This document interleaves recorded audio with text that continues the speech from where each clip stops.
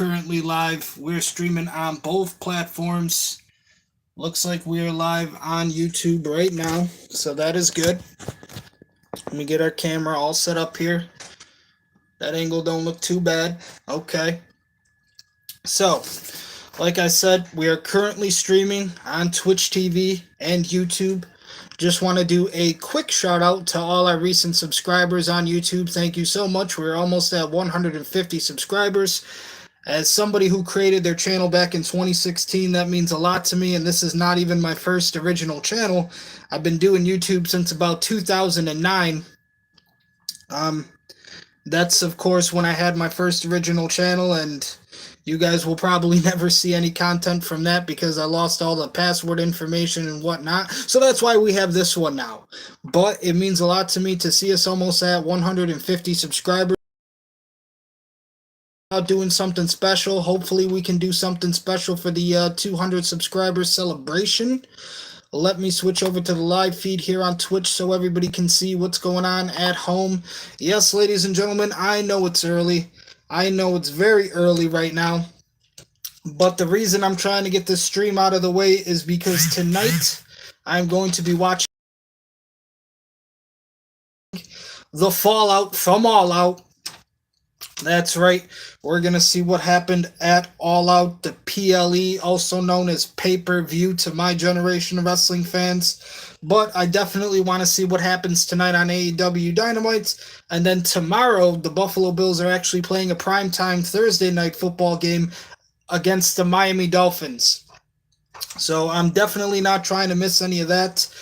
If you are just tuning in, the last time we streamed, I do just want to do a quick skip through the stream a little bit. We had to cut some segments out because we were approaching a Monday Night Football game. That is correct, ladies and gentlemen. I was watching the New York Jets play on Monday night.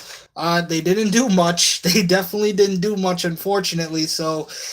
But the reason the stream early today, like I said, is because tonight we have AEW Dynamite, and tomorrow is the Buffalo Bills Thursday night primetime football game against the Miami Dolphins. So I'm definitely not going to be missing any of that. The next time we stream will most likely be on Friday because this week is Friday the 13th, 2024, here in the month of September. So the next time we do see a Joe Bob watch-along, it will be the last drive-in for Friday the 13th, 2024, here in September. Let's do a quick little rundown. Also, one thing that I just wanted to add is the reason the last stream went on so long, which I didn't know beforehand actually streaming, the episode Blood-Sucking Freaks was actually about 70 minutes long. Usually, the Joe Bob episodes usually go from about like 40 minutes, 45 minutes, sometimes 50 minutes, maybe a little bit over 50 minutes. That one was damn near 70. I did not know that before starting the stream on Monday, so now I will definitely have to check how long some of these episodes are. It seems like in this season, for season 7 of The Last Drive-In with Joe Bob, they are a bit longer episodes, so that is nice. I'm not trying to sound like I'm complaining or anything like that. But it's just something to take into consideration before I start streaming, because Monday night when I was trying to watch the Jets game, I absolutely had no idea that it was going to be a 70-minute episode for Blood-Sucking Freaks. So my apologies again for having to cut out some of that content, but it's just the way it is. If I would have kept it in, that would have probably been like a 3-hour episode, which is longer than some Hollywood movies. But you know, I appreciate everybody who always watches and checks out these episodes and makes the time to actually watch them and stay to the end, everything like that. So it does mean a lot to me. I'm not trying to sound like I'm complaining or anything, but it is just something to take notice of heading into season 7 here, that these are probably going to be some longer episodes. We're not going to be streaming early all the time like this in the day. It's just early right now because, again, like I said, later tonight, I want to watch AEW Dynamite, the fallout from All Out, and then tomorrow, Thursday, the Buffalo Bills are playing the Miami Dolphins on Thursday Night Football. The Buffalo Bills, my home team here in Buffalo, New York. I also fuck with the Pittsburgh Steelers. I also fuck with the New York Jets. The New York Jets, also one of my favorite teams. Chicago Bears. The Bears. There's a couple teams that I like. I do like to watch the Titans. I like to watch Miami, especially the Dolphins. I got a couple favorite teams. You know, I like the Tampa Bay Buccaneers, even though they're more NFC, but so are the Bears. But I like the Bears. I like the Buccaneers. So, what we are going to talk about now is the remainder of the last drive-in for season 7. We're going to cover all of that in the month of September. So there will be about 7 more streams after this one to cover the season 7 of the last drive-in episodes with Joe Bob. After we do everything for We Need in season 7, that will bring us into October, and then we will start to do the Halloween specials. There's about 7 streams right now scheduled for that. I got it all written down here, ladies and gentlemen. You know your man always comes prepared. I always got the strategy going on. Don't ever think I don't. But once October comes around, we are going to cover all of the Halloween specials. Thanksgiving specials, I decided to include the Night Marathon, which is one of the most recent specials that Joe Bob did. So I just decided to include that in Thanksgiving because there already wasn't a whole lot going on for the Thanksgiving specials. So there will be about 5 streams for Thanksgiving. And then the Christmas specials for December, we will also have 5 streams. And then once we get to January of 2025, we will be doing season 11, 2021 of The Last Drive-In with Joe Bob. There's 9 streams for that. And then once February 2025 comes around, we will do the final 4 streams. There will be 4 streams left once February of 2025 comes around, and those will be the Valentine's Day specials. So, like I said, guys, we'll do about 1, 2, 3, 4, 5, 6, 7 more streams for the month of September after this one. And then that will get us through season 7. Once October comes around, we will have 7 streams for the Halloween specials. Thanksgiving, we will do 5 streams for the Thanksgiving specials. Christmas of December 2024, we will have 5 streams. And then January 2025, season 11 will include 9 streams. And then for February of 2025, those will be the Valentine specials with 4 streams. So that is everything that we still have left to cover on The Last Drive-In with Joe Bob. And then once we get through that, I really don't know what I'll be doing next, but maybe we'll still have some Joe Bob content down the line. But the reason I'm doing this is so that we can cover everything that's recently happened over the years, enjoy some content here on the channel together, have something to watch, and just hang out, stuff like that. But once it's all said and done, once we kind of get through everything in February of 2025, when it's all said and done, I will probably have to think of what comes next. I'm hoping that when I do start to watch WWE again, I haven't been watching it lately because I think the writing and the storylines have been absolutely trash. But I am interested in kind of getting back into WWE around January of 2025 because that is when Monday Night Raw will have the Netflix deal, and I'm interested to see how everything with that goes, how all of that plays out. No, I'm not going to the arena when WWE comes to Buffalo in November. Like I said, just haven't been a fan recently of the product. I definitely prefer AEW right now over WWE. I also in November wanted to go see the Buffalo Bills and the Kansas City Chiefs game. Of course, not going to be able to do that. That ain't happening. The tickets are like $1,400. Me and my family were trying to go, and they want everybody to pay for the new arena. Definitely don't got money to watch the Buffalo Bills and Josh Allen play the jabroni-ass, Rudy Poo, Kansas City Chiefs, and bitch-ass Patrick Mahomes. But that would have been an amazing game to go see live. Let's see. Anything else that we need to talk about? The remaining Joe Bob episodes, like I said, we still have September, October for the Halloween specials, November the Thanksgiving specials, January of 25, that will be season 11. And then February, those will be the Valentine's Day specials. And then after that, like I said, I got to really think about what comes next. I would like to do another WrestleMania watch along stream with you guys, which is another reason why I would, which is another reason why I'm kind of going to watch WWE again once January really comes around, because around that time we're already going to be on the road to WrestleMania again. So once January comes around, I'm sure that the product is going to get a lot better, and they'll have some interesting stories around then, because the road to WrestleMania is always the greatest time to be a WWE fan. So probably once January of next year comes around, 2025, I will be watching the WWE product again. Right now, I'm all team AEW. Of course, I don't have money to buy the pay-per-views when they do have them. That would kind of be nice. That would be that maybe we could do here on the future for this channel. Right now, like I said, I don't really have a lot of money to buy the pay-per-views. It's kind of out of my budget. I've never bought an AEW pay-per-view before. The only time I've got to see the results or anything is like on social media. Just find out and go see what happens, which isn't hard. AEW pretty much post all the results on their social medias already, so it's not hard to find out what happened. But it would be nice to actually sit down and watch a pay-per-view, a PLE with you guys, and do a little bit of a watch along for that. I do just want to add as well, the reason I didn't stream yesterday is because my Lenovo laptop was having some technical difficulties. Had to repair that very quickly. Hopefully it's all working good now. If the stream, though, shuts down at some point in the middle of streaming, I apologize. Like I said, things around my house are just going to shit, and I really don't have the money to replace them.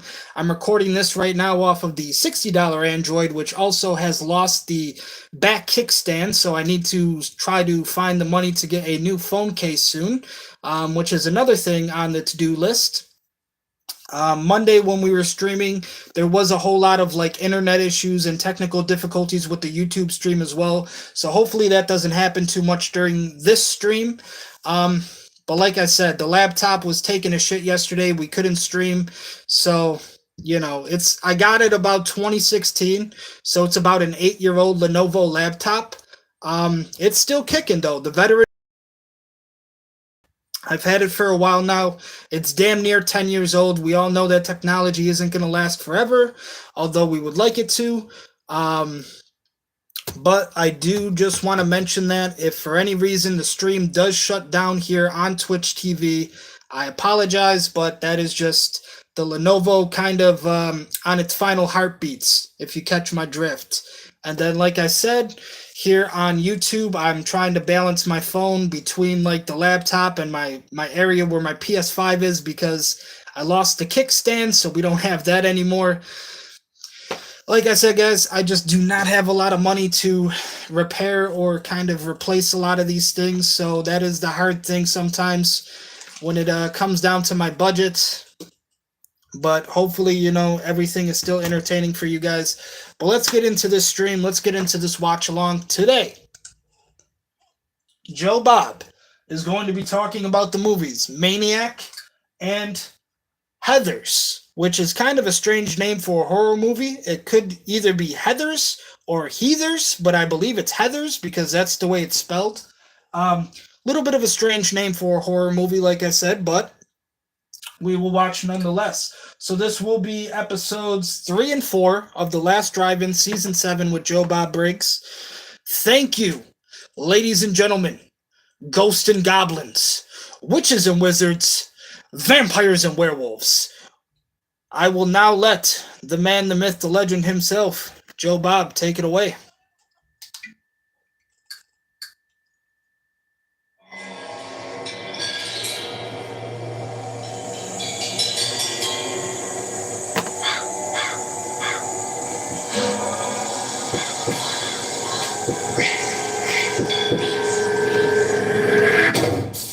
Just before anybody gets all crazy in the chat, we are just sipping on some Gatorade here. Some lemon lime Gatorade.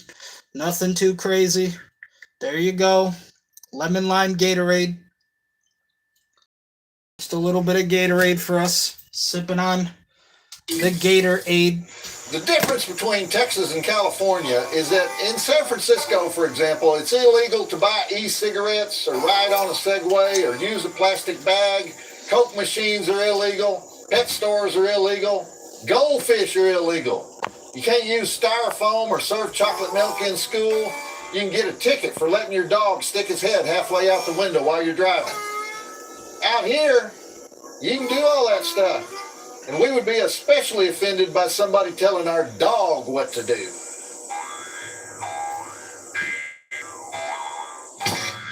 Okay, as you all know, we cannot play the intro music here because sometimes YouTube doesn't like when you play certain music. YouTube has a very big restriction on other companies and brands and whatnot.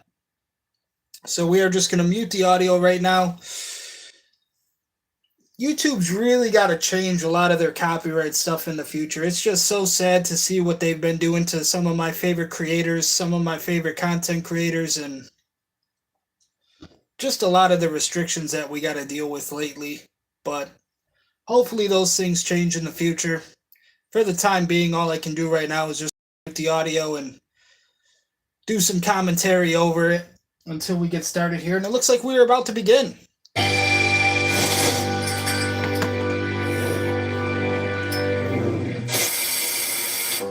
Hey, I'm Joe Bob Briggs, and I want to make a confession here before we get started. Our first Maniac, the notorious 1980 Bill Lustig classic. I'm surprised Bill is not here tonight. Is Bill in the house? Did anybody pass Bill on the way in? Bill usually shows up anywhere Maniac is shown. I've known Bill for years. Bill has watched more movies than anybody I know, except for Frank Henenlotter. Frank may be a little bit ahead of him. Two New Yorkers competing for the title of You Won't Believe How Much Sleazy Crap Is in My Head. Anyway, Maniac is one of those love it or hate it movies, even in the horror world. And Bill loves to present it at screenings. And by the way, Bill's second most infamous movie is Maniac Cop. And so theater managers are always like, which movie are you bringing, Bill? Maniac or Maniac Cop? Please bring Maniac Cop. But I think Bill likes Maniac better because it was his first film. Anyway, what I wanted to talk about is, did anybody notice a lot of parallels, mostly in the art direction, between Bill Lustig's Maniac and Joker? I did. I noticed a lot of them. They don't really say when or where Joker takes place. It's Gotham in some undetermined time period, but it sure as hell looks like New York City in the late 70s, early 80s. Now, we did talk about that on one stream recently where I was mentioning how Joker, the film with Joaquin Phoenix, actually is taking place in Gotham, but it looks more like a 70s, 80s, early New York kind of setting.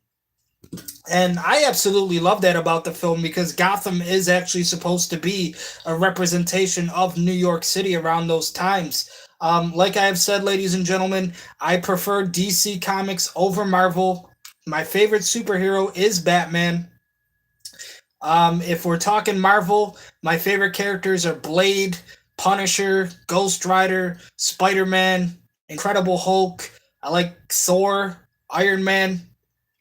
So there are a couple, Marvel characters. I like X-Men, but I definitely prefer DC Comics to Marvel just because it's Detective Comics. Batman is the world's greatest detective, and I prefer my serial killer, my murder mysteries, my kind of detective movies, if you will. So recently in October, they are going to be doing Joker 2 with Joaquin Phoenix and Lady Gaga, so I'm excited to see how that goes.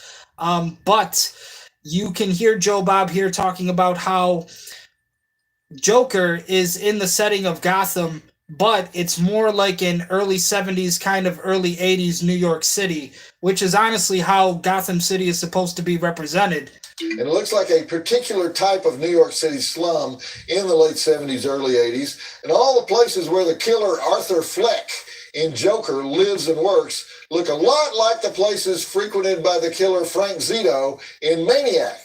Budget of Joker, $62.5 million. Budget of Maniac, $350,000. Now, it's definitely a budget jump, those two side by side. I think if you made Maniac today, you would probably, need about 25, kind of $30 million.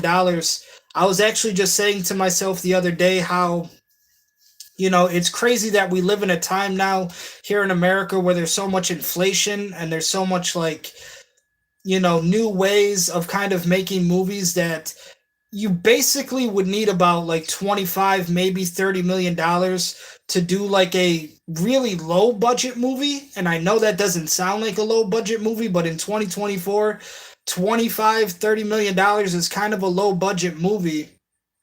Um, and of course, Joe Bob, I don't think at this point when he compared those two movies is taking things like inflation or just how much you would need to make Maniac in today's standards for, like I said, maybe about 15, 20 million at the most. But, that would kind of be considered like a low budget movie in Hollywood's eyes, right? Like to Hollywood, 15, $20 million is kind of low budget, which is kind of what they make most horror movies on nowadays. If there's not a lot of CGI, if there's not a lot of special effects, you could probably get away with doing a low budget movie for about 15, $20 million. But like I said, I know it doesn't sound like a low budget movie with 15, $20 million, but to Hollywood, it kind of is. Okay. All right. I made a mistake. I said Maniac is Bill Lustig's first movie. Bill made some porn in the 70s. Billy Bag made a bunch of New York porn. Billy Bag was Bill Lustig's porn name. He made Hot Honey, starring Serena. I mentioned that because at least $30,000 of the $350,000 budget for Maniac was Bill Lustig's own personal money that he made from porn. And then the rest of the money was two other porn producers, friends of his, and then some random investors they picked up as they went along. And then Caroline Munro's husband put in $200,000 as long as there was a big role for Caroline Munro. And anyway, they needed her anyway because Daria Nicolodi bailed on him at the last minute. She told Luigi Cozzi, the Italian director, that she just couldn't bring herself to do all those lesbian nude scenes in Maniac that had no valid psychological motivation, even though there are no lesbians in the movie. Therefore, there are no lesbian nude scenes. Indicating that maybe Daria was either in a little bit of an altered state, or else the long distance phone connection between New York and Rome was really staticky that day. Okay, I'm getting way off topic here. I was talking about Joker, and what I wanted to say was, I dressed up as the Joker on Halloween. Joe Bob dressed up as the Joker on Halloween. One thing I do want to mention is I've heard some reviews recently for Joker 2, Folie à Deux, however you want to pronounce it. But recently, Joker 2 with Joaquin Phoenix and Lady Gaga kind of received some bad reviews. I don't know why people would be watching the movie fucking a month ahead of its release date. It hasn't even come out yet. And I heard people are kind of like upset about it, but I'm definitely interested in checking it out. People also didn't like Madam Web and Morbius, but you can see over there I got the Morbius poster. I didn't really think Madam Web was that bad either. I really liked the one actress that was in that movie. I know she plays Anya, the Aranya. So it was the Spanish actress for Madam Web that I really enjoyed watching. But for me, I don't know why people would be getting so upset over Joker 2 if it hasn't even been released yet. It's still like a month ahead of its time. And absolutely nobody was scared by it. And I was trying, because normally I don't costumes. Darcy talked me into it. Thank you, Darcy. You're welcome. I forgot to introduce her. Darcy, the mail girl, will be here as usual to field your tweets, your emails, your Facebook posts, your Instas, anything you got as we soldier through the night. And you talked me into that Joker costume because we were at a horror convention on Halloween night, and you thought it was stupid if I didn't dress up on Halloween night. And so, yeah. But you actually got to pick. Yeah, well, okay, I had to pick somebody, so I tried to be a badass Joker. Now, I actually seen Joker 1 in the theaters for my birthday. I try to do like a special movie for my birthday every year. This year, I've actually decided on Terrifier 3, which I'm extremely excited for. I love the Terrifier movies, and since we're talking about horror here, it kind of fits right in. But I do love the Terrifier franchise. I've tried my hardest to get Damien Leone to contact me on how I can be involved, how I can contribute. Damien Leone, if you're listening, if you're watching this, my music is always available, my man. Let me work on Terrifier. Let me do something. I'll fucking spill blood all over the floors. I don't even need a big part. You just put me in the background somewhere. I'm happy. We can play my music. You don't even gotta pay me that much. I'll ask, just to have it in the movie is fucking cool to me. I won't even ask you for nothing to play the music. But Damien Leone, if you're watching this, I love the Terrifier franchise. I love the Terrifier movies. Hopefully one day I can help with them. Terrifier 3 I'm going to see on my birthday. Extremely excited for that this year. Comes out next month, I believe October 11th. So, Terrifier 3 it does have me excited a little bit more over the Joker 2 movie, but I am going to see Terrifier 3 on my birthday. Maybe not even on my birthday. I'll probably have to schedule it for a time when my mom has off so that way I can spend a day with her and watch the movie. Sometimes I don't even get to enjoy things on my birthday anymore, guys. Like, it's kind of rare that I can actually have a nice birthday anymore, but it happens. And I wore the makeup out on the street, and I didn't get kicked out of anywhere. I didn't get kicked out of any public places. I was not suspected of being a serial killer on my way to a murder spree. Nobody mistook me for a revolutionary trying to inflame the disenfranchised populace. In fact, people constantly stopped me to pose for pictures. You know how humiliating this must be for the makeup artist who painted that jagged Joker smile on my face? So the reason I say this, everybody was freaking the frick out about Joker costumes. You remember that? Everybody thought it was so dangerous to be jokering up on Halloween. Now, I admit that maybe I was cheating a little bit because my Joker was more the 1966 Cesar Romero Joker with the green hair and the loud jacket, as opposed to the brooding 2019 Joaquin Phoenix pistol-toting clown suffering from pseudo-bull disorder.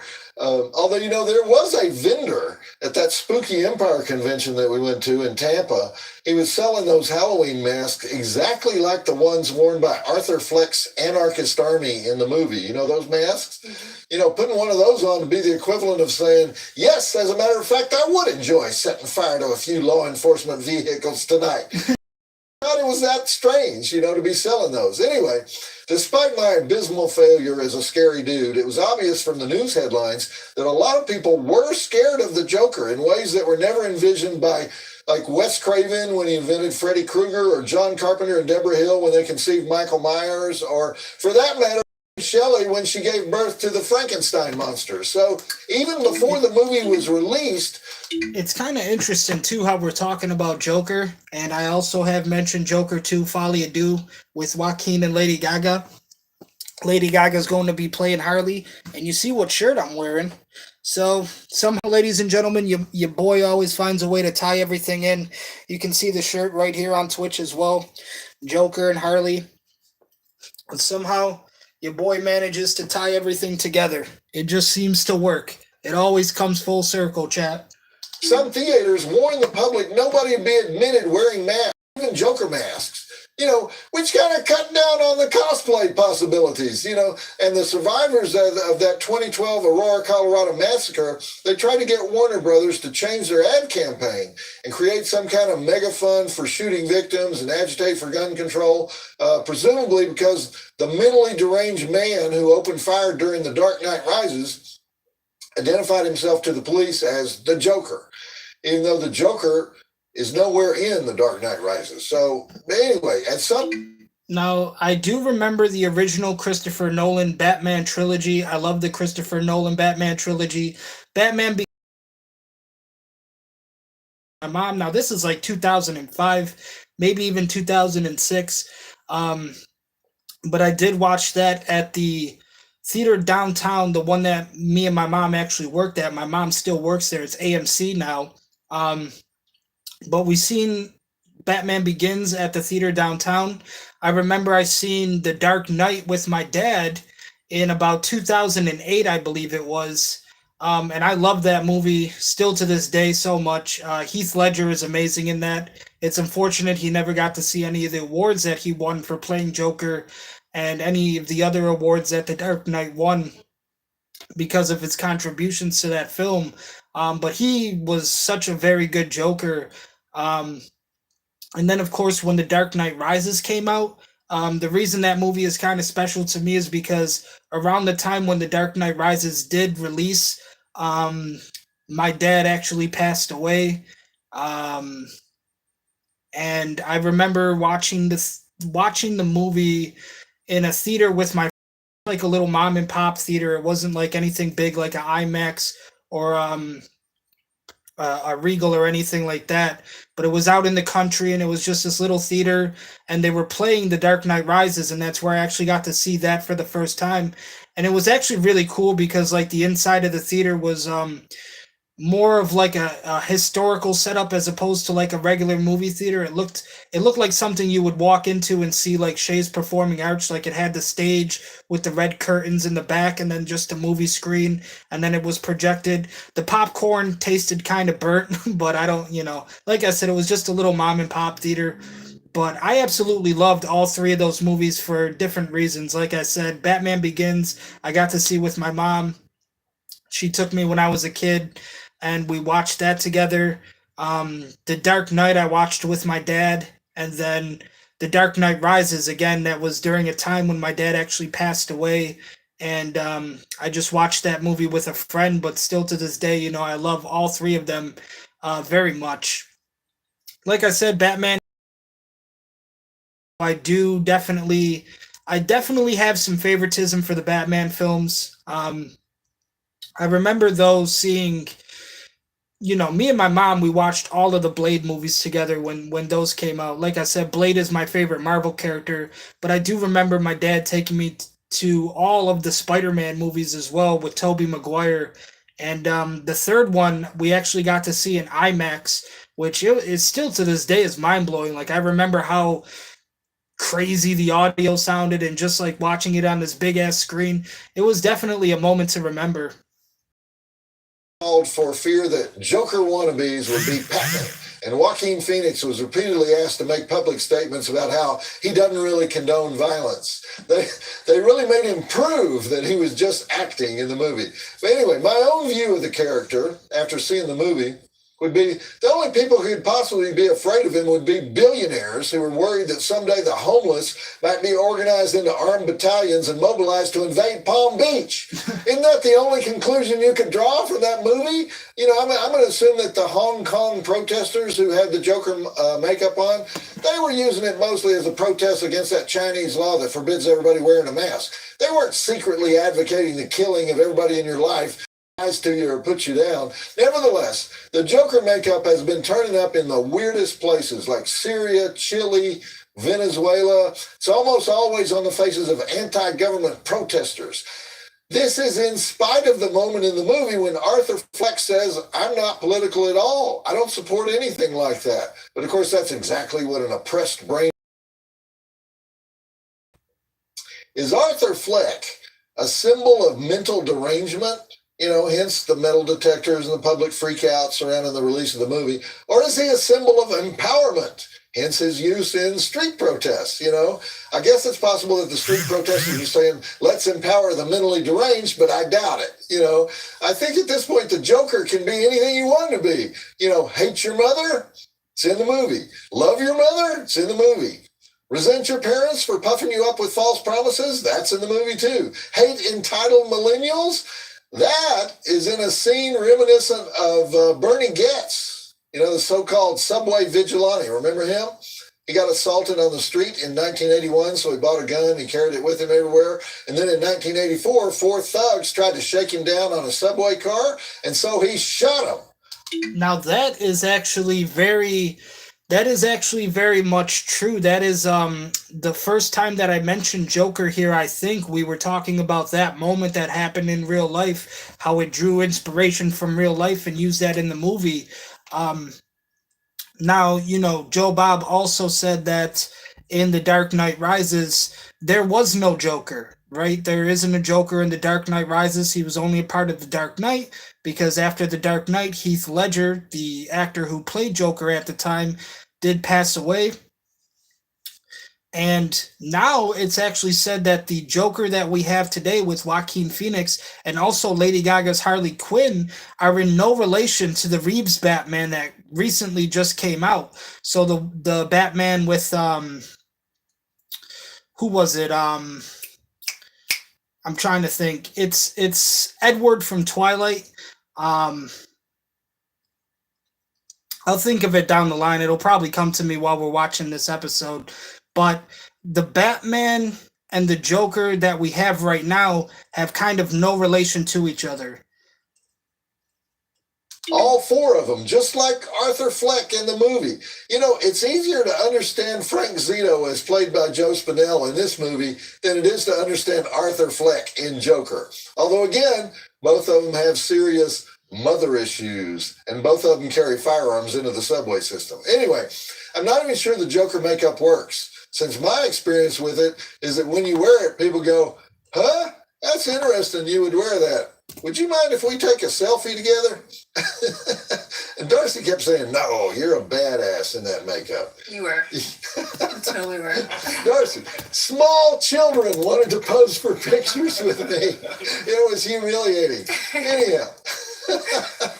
We are going to watch Maniac tonight, the gritty back alley story of a guy who lives in a crummy Brooklyn apartment where he collects department store mannequins so he can dress them up with human hair and pretend he has girlfriends that remind him of his mother. That's while the name I was carrying on a looking more for, or less ladies and normal courtship with a babe photographer that he... Robert Pattinson is currently playing Batman. I should have been able to remember that because they call him Battinson or something like that, but Robert Pattinson's Batman and Joaquin Phoenix's Joker have no relation to each other right now in the DC universe. They are two separate films. So like I said, I'm excited to see what Joaquin Phoenix and Lady Gaga do with Joker 2, and then I also love Pattinson as Batman and Zoe Kravitz. I believe Zoe Kravitz she is amazing as Catwoman. I really like her interpretation of Catwoman as well. I believe it's Zoe Kravitz. Let me double check on that for you, chat. But Zoe Kravitz as Catwoman is really good. The way I do know that. And Anne Hathaway did a good job too, but if I have to be honest with you, I'm taking Zoe Kravitz. Let me see here. And the most recent Batman movie too, Batman 2022, I believe. That's like the most meta Batman movie I've ever seen in my life. Like, it is so amazing how true it is to the comics. It's not even fun. Yes, it is Zoe Kravitz. Okay, so we are correct on that. Zoe Kravitz and Robert Pattinson for the Batman movies recently. And then you also have Joaquin Phoenix and Lady Gaga as Joker and Harley. Now, I'm not going to lie to you. I enjoy Margot Robbie as Harley Quinn, but I think her Suicide Squad Harley Quinn, isn't really the best version of Harley Quinn. I do love Margot Robbie as an actor. She's worked with some of my favorite directors like Tarantino and Scorsese, but her version of Harley Quinn is a little on the low end for me. I do prefer possibly what Lady Gaga is going to do with the character, so I'll have to see how that goes over. Meets in the park. It's the old I have to kill women because I love women so much plot. And sure, we've seen it before, but have we seen it with a scene where Tom Savini explodes his own head? I think not. We're going to find out later exactly how the master of special effects achieved that milestone in horror cinema, because Bill Lustig may not be here tonight, but Tom is. Yes, that's what I said. We have coaxed Tom Savini away from his Pittsburgh special effects empire, and he's going to give us the 411 on exploding his own cranium. So, dead bodies, two breasts, Two throat breasts. slitting, garroting, hooker strangling, scalping, exploding heads, subway stalking, sword through the back, bloody decapitation, funky photo shoot music in a room full of hot models dancing, zombie mother gravesite, gratuitous Tom Savini, Times Square foo, man shotgun foo, driving Academy Award nominations for the late, great Joe Spinell, the screenwriter and star for patting around in his dirty pajamas as the sweaty, deranged, whimpering serial killer who talks to handcuffed mannequins and naked dolls in cages. Caroline Monroe as the upscale photographer who falls in love with a maniac but is too busy to notice. Kelly Piper as the nurse who should have chosen another route home. Tom Savini as Disco Boy. And Bill Lustig, the director, for doing it the drive-in way. 4 stars. Joe Bob says, check it out. Oh, this movie was banned in the Philippines. Do you know how hard it is to get anything banned in the Philippines? You know where it played opening week? Maniac opened at the Lyric Theater in Times Square, the same theater where that Harry Potter play is playing today. 2,000-seat theater. It's that theater that has entrances on both 42nd Street and 43rd Street. So if the cops come in one way, you can go out the other way. But the Marx Brothers did a show there. They did their live show, Coconuts, at the Lyric Theater. Cole Porter did a one-man show there. Sarah fucking Bernhardt performed at the Lyric Theater. But Maniac, that's where Maniac played. What is it today? Warmed over Harry Potter pablum. You know, what has happened to our world? Remember when they tried to do Carrie as a musical on Broadway? Lindsay Haitley. Remember her? Lindsay Haitley? Of course you don't, because she starred in Carrie. You know I love my Harry Potter, chat. You know I'm Slytherin house, chat. You know I am Slytherin house, and I love my Harry Potter. Okay, we get right down to business here with Joe Spinell as the maniac Frank Zito, knocking off 2 lovers on the beach, then hiring a hooker trying to make her rent. Listen. I love Harry Potter so much. I got expelled from pre-K for wearing a Harry Potter shirt, okay? If that's not Slytherin house worthy, then I don't know what the fuck is. Taking her to a Fleabag hotel that offers continental breakfast. I love that part. And by the way, that was Bill Lustig himself as the hotel clerk. And then strangling her to death while imagining that she's some other woman. And who played her? Loyal Last Drive-In fans should know this because she was in the second feature last week. That's right, Rita Montone. She played Maya in Blood-Sucking Freaks. The woman only made 4 movies in her career, and we showed 2 of them in 2 weeks. Nice Times Square photography, by the way, all shot without permits. They just grabbed that stuff. And the hotel, that hotel is still there. That's the St. James Hotel on 45th Street, which if you look that up on Expedia, they advertise, quote, simple lodging. Simple lodging with free Wi-Fi. You know, I'm thinking they have to give away the Wi-Fi. You can book your next hour right before you shower off. Anyway, all right. Joe Spinell. Now, how can I describe Joe Spinell for people who don't know him? Joe Spinell, among his generation of actors, was a minor god. I used to hang out with a bunch of character actors in LA, guys like Robert Forster and Henry Silva and Frank Gorshin. They were all in awe of Joe Spinell. They had a Joe Spinell highlight reel that they would sometimes pass around just to celebrate all his greatest scenes in Taxi Driver, Rocky, The Godfather. He almost always played a thug because obviously he had the pockmarked face and he could very easily look scary. But Bobby Forster used to say nobody was better at playing the rat bastard. And in real life, he was the life of the party, everybody's best friend. He was from the Lower East Side of Manhattan. He grew up poor. He discovered acting when he was in high school. He was just great at hustling jobs and making friends. He was friends with Francis Ford Coppola, Steven Spielberg, Sly Stallone, Billy Friedkin, and of course, Bill Lustig. And Maniac was really important to Joe. He actually conceived the plot and wrote most of the screenplay. All that interior dialogue, that's Joe's original stuff. And he was a close collaborator with Lustig, and a lot of the crazy serial killer stuff comes from him. He had done a study of deranged killers, and he combined that with feelings about his own mother, who he was extremely close to. He was ridiculously close to his mother. His whole life, he confided in his mother every day. He usually lived with his mother. So knowing that gives an added edge to the idea that maybe Frank Zito, the killer in the movie, is both in love with his mother and trying to kill his mother every time he kills one of those women. At any rate, I think both Spinell and Lustig were pretty shocked when the movie came out, and it got just eviscerated by critics. I don't think anybody liked it. The only reviews I ever saw that were more vicious than the ones for this movie were the reviews for I Spit on Your Grave. So let me read a few excerpts. Maniac lives up to its title because you have to be crazy to waste time and money on this obscene bit of garbage. Those under 17 will not be admitted. Those over 17 may have to fight their way to the exit.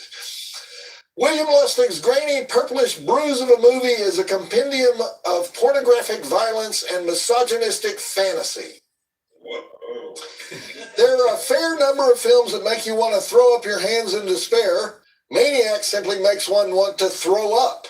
that review. That was Desmond Ryan, an Irishman who reviewed film at the Philadelphia Inquirer. I met that guy. He was an upper-class snob, and he hated horror.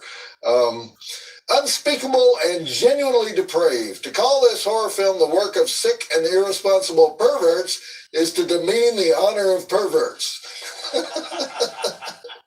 A film so repulsive that I was forced out of the theater after seeing only its first half hour. You know who said that? Gene Siskel, Chicago Tribune. What critic doesn't watch the whole movie? The ultimate in slow motion blood and gore of every sordid sort, Maniac is an inexcusably repulsive movie. Panders to the worst instincts of a small minority of mentally unbalanced people. All right, you get the idea. And now you can't wait to see the rest of it, right? So here we go. Back to the movie. One thing I wondered about, you know that scene where the hooker is naming all her prices on the hooker menu? And she tells Joe Spinell it costs $25 for regular, $50 for French and regular, $75 for around the world, and $100, I'll give you the ultimate. And so Joe goes for the ultimate. But I thought around the world was the ultimate. What is the treatment, one step beyond around the world? I really want to know, because I don't think I ever had that. So, I hate when they have loose ends, so to speak, in the movie.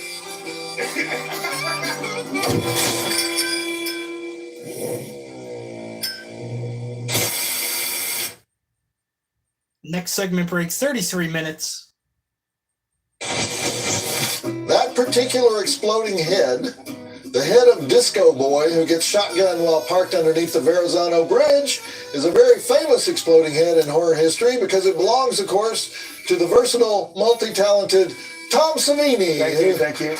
Tom Savini is here, chat. I survived. Tom is here with us tonight to reveal exactly how much he enjoyed exploding his own head.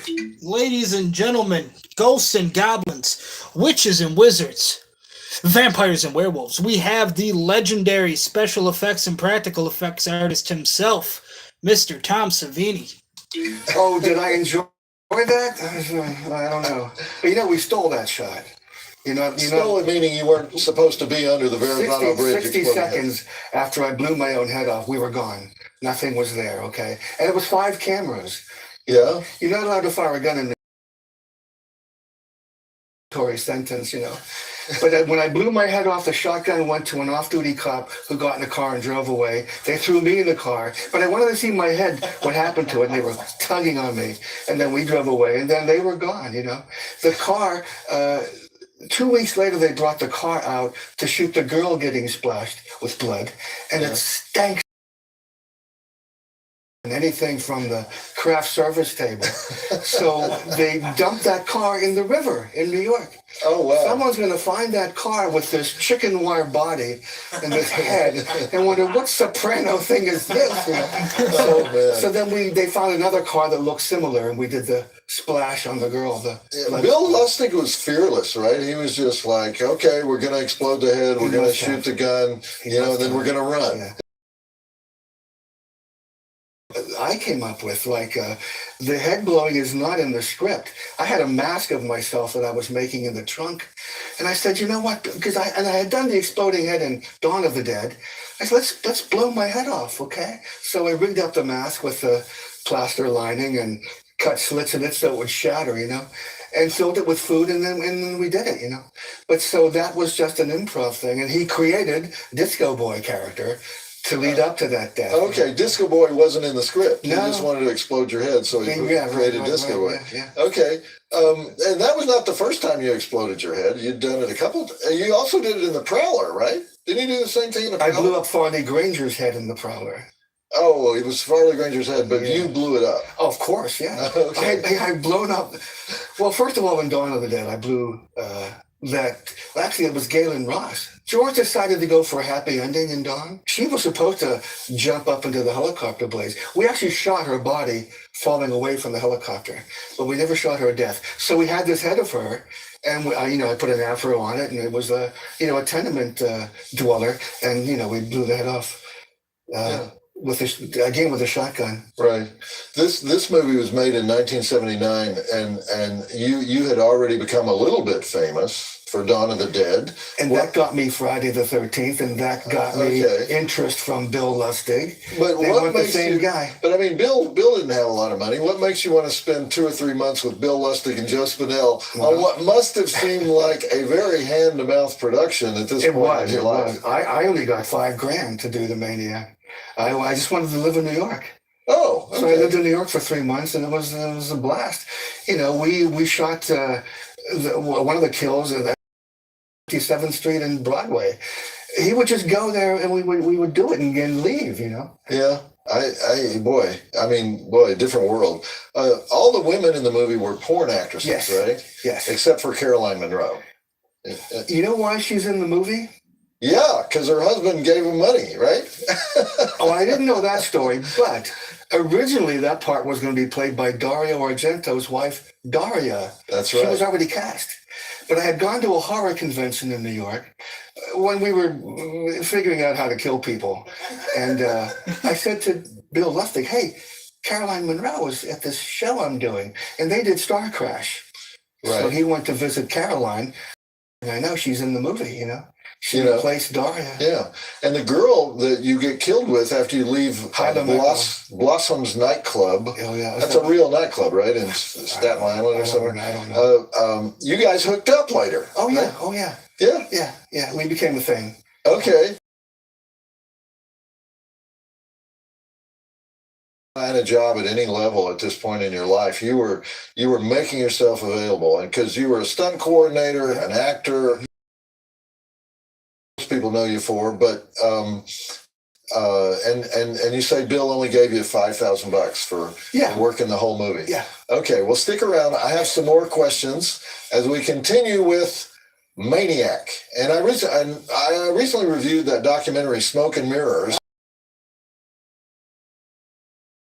one of our Creep Show segments too. You're a Shudder regular. Yeah, there's quite a few things on Shudder now. Do you like the doc on your life? Smoke and Mirrors. Yeah. We showed it at the Montreal Film Festival and apologized to the crowd afterwards for how much personal stuff is in there. They said, no, we love that. We know about your movie career, but we don't know about all the other stuff that's in there. Yeah. Well, now I'm reading between the lines here. I watched the doc. I'm reading between the lines, but I'm gathering from the movie that you were quite the ladies' man when you would work these films, and you would fall in love sometimes with women that you had beheaded and exploded and impaled. It's only natural, so right? to speak. A bond sort of, pops up. Yes. Okay, so that's true. All right, Tom, that was some exciting head there.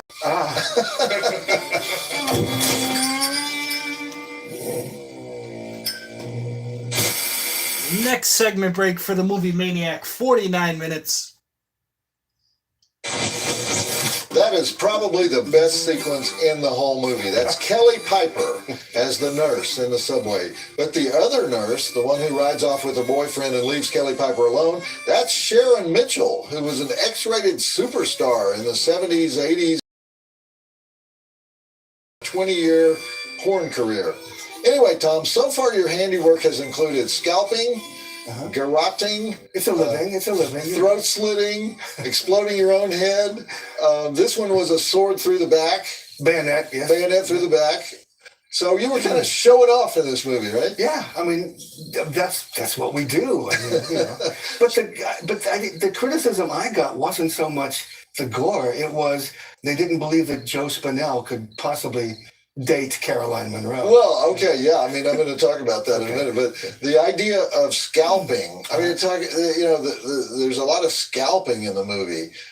Is it true that the original idea, instead of scalping, was cutting off the clitoris? Somebody told me you know that. Yeah, somebody told me. No, that was, okay.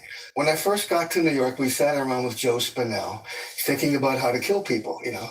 And there were so many times when I would say to Joe, no, we're not going to bite that off of a woman. He wanted to do that, you know. I said, I can't imagine creating that for you, you know, so. Okay. I really wanted to meet Joe. So he wanted to go farther with yeah, there were so many things to a woman, yeah. Well, before we get to the rest of the stuff in the movie, and I don't want to embarrass you, but I want to say the thing that I always say when I talk about you, even when you're not here, and that is that your Night of the Living Dead remake in 1990 is one of the most criminally underrated movies. Thank you. In horror. I agree. Your ending is brilliant. Thank you. Your direction of the actors is brilliant. I know you think that they didn't let you do the shots that you wanted to do. You know, you've told me that before, but the result is still an amazing movie. Why do you not claim it more? You don't really claim that movie. That was I used to not claim it a long time ago because I was. Can I say pissed? Yeah. Okay. Because the movie is only about 30% of what I intended. There's a new book out called Night of the Living Dead 90, the version you've never seen, and it's the storyboards and all the stuff I didn't get to do. So I used to watch it. And my reaction would be, I wish I had done that. I wish I'd put that in. But I went to a midnight screening. I went 11 o'clock and did a Q&A before it. And I wasn't going to sit and watch it, but I did. And it was the first time I saw it objectively. And it is good. The acting is terrific. The suspense is there. So now I really do like it and claim it and preach about it more and just publish that book I just told you. Okay, well, the way you did the ending... It's a bit of a sequel. It's a new ending, but it's faithful to the original. You know, it's great. And is there one movie that you're most proud of all that you've worked on? Well, let's break it down. Acting role that you're most proud of? Dusk Till Dawn. Dusk Till Dawn. Yeah. Okay, that makes sense. It's hard. And when you're playing a guy named Sex Machine, you know. Yeah, I know. Yeah. And From Dusk Till movies, although Quentin Tarantino in From Dusk Till Dawn is more of an actor than a director, From Dusk Till Dawn is actually directed by, I believe, Robert Rodriguez, one of Tarantino's best friends. Favorite Quentin Tarantino movies have to be The Hateful Eight, Inglourious Bastards, Death Proof. I would say, Kill Bill 1 and 2, I have to put both of those on there. They have to both be, the same number, Kill Bill 1 and 2. And then I would also say From Dusk Till Dawn.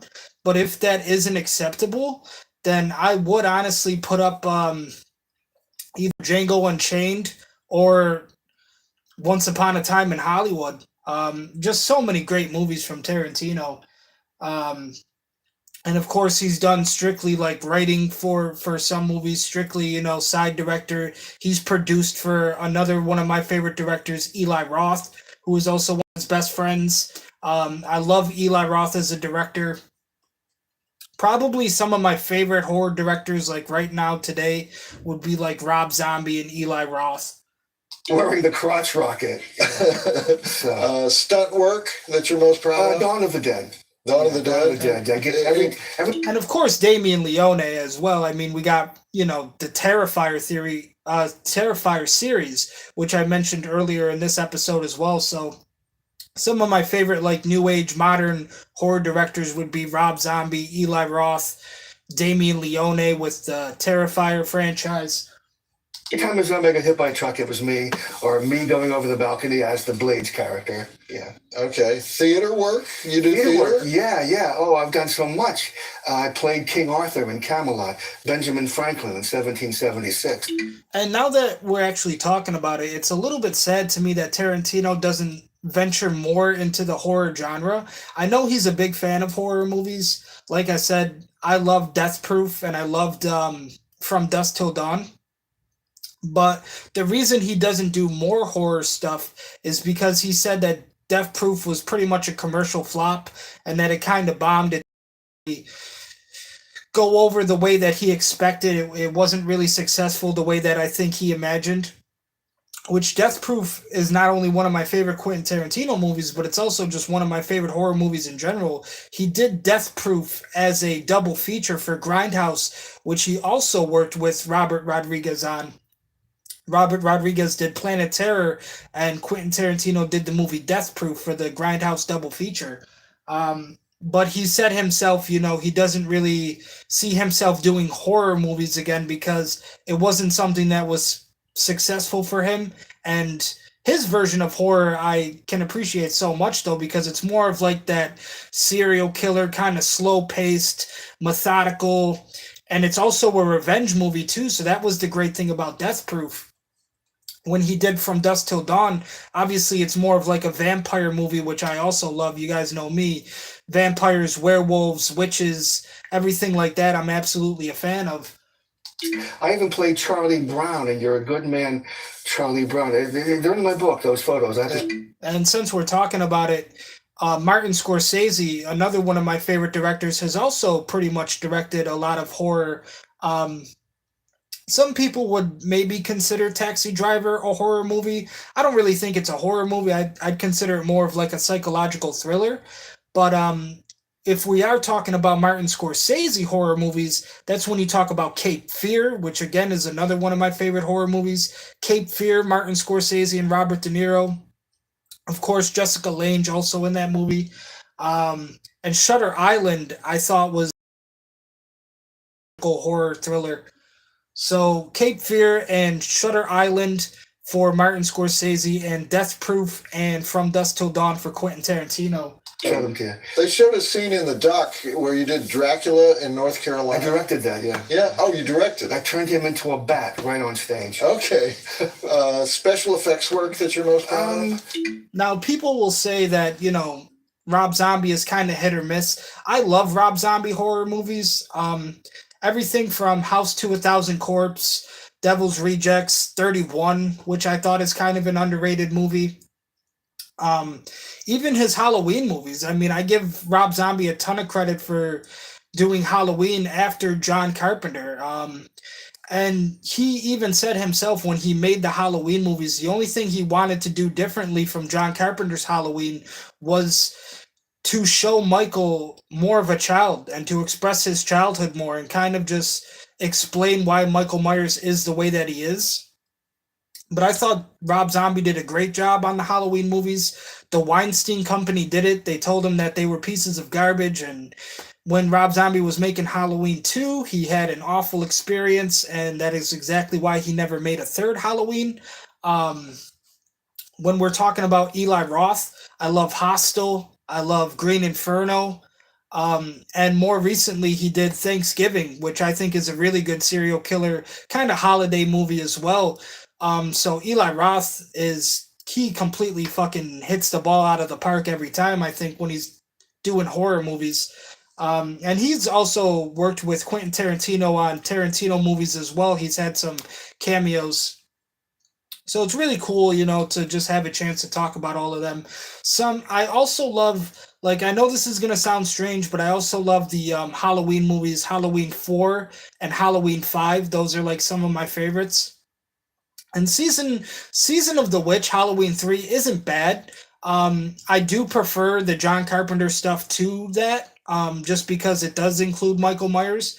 Um, but after Halloween 2, John Carpenter really didn't want to make any more Halloween movies, so he sold the rights, and that is where you have like everything after that.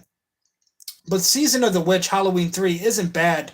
I have said the theory, I think I talked about it on the last episode too, where my theory is that the reason that Season of the Witch exists and the reason that it is a Halloween movie is because Michael Myers' mask is actually made from the Silver Shamrock Company, who made like the skeleton, the witch, the pumpkin mask. But my theory is that Silver Shamrock made the Michael Myers mask, and the mask is what gives Michael Myers his powers, his supernatural, superhuman kind of abilities. It's almost like Thor and his hammer in Marvel. If Michael Myers has that specific mask on, he's basically unstoppable. And of course, that theory has been debunked with the more recent Halloween movie where it's Halloween Ends, which is fucking garbage. I wanted Halloween Ends to be way better. That was a terrible way to end the trilogy. Um, Jamie Lee Curtis, you ain't getting away that easy. So I have two theories for Halloween. Okay, Michael Myers' mask is made by Silver Shamrock, and that's what gives him all of his supernatural, superhuman abilities.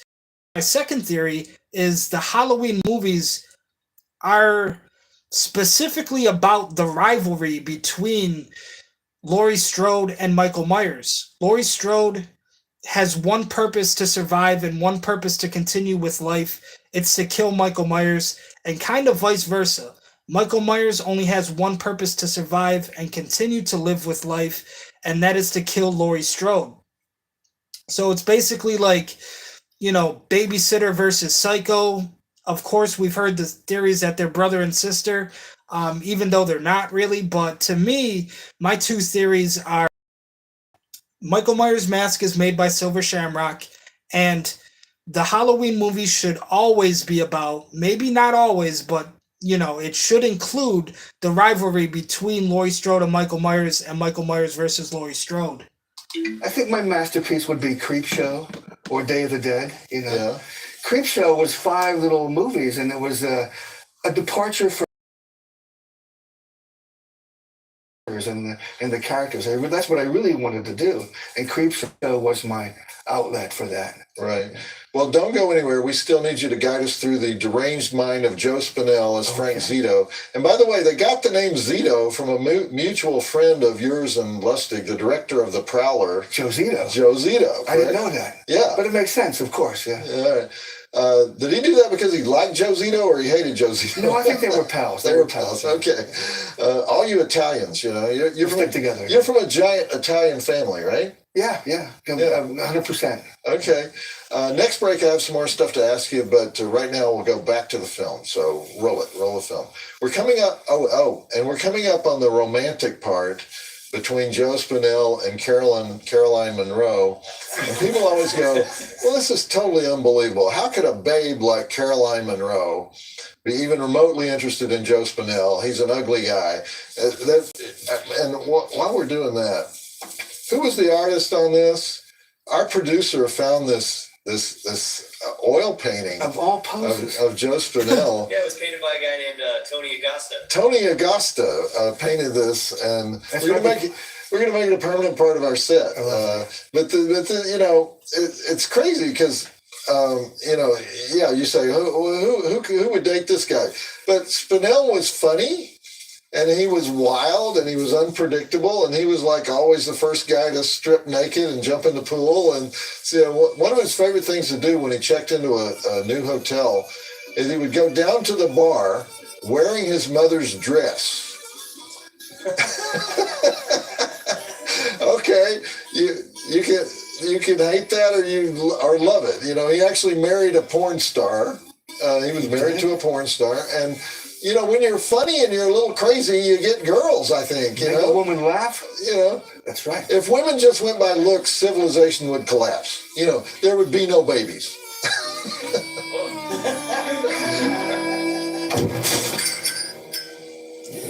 Tom Savini is Italian.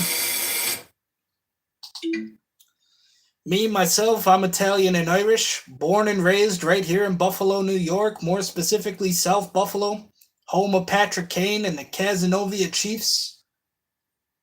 Next segment break.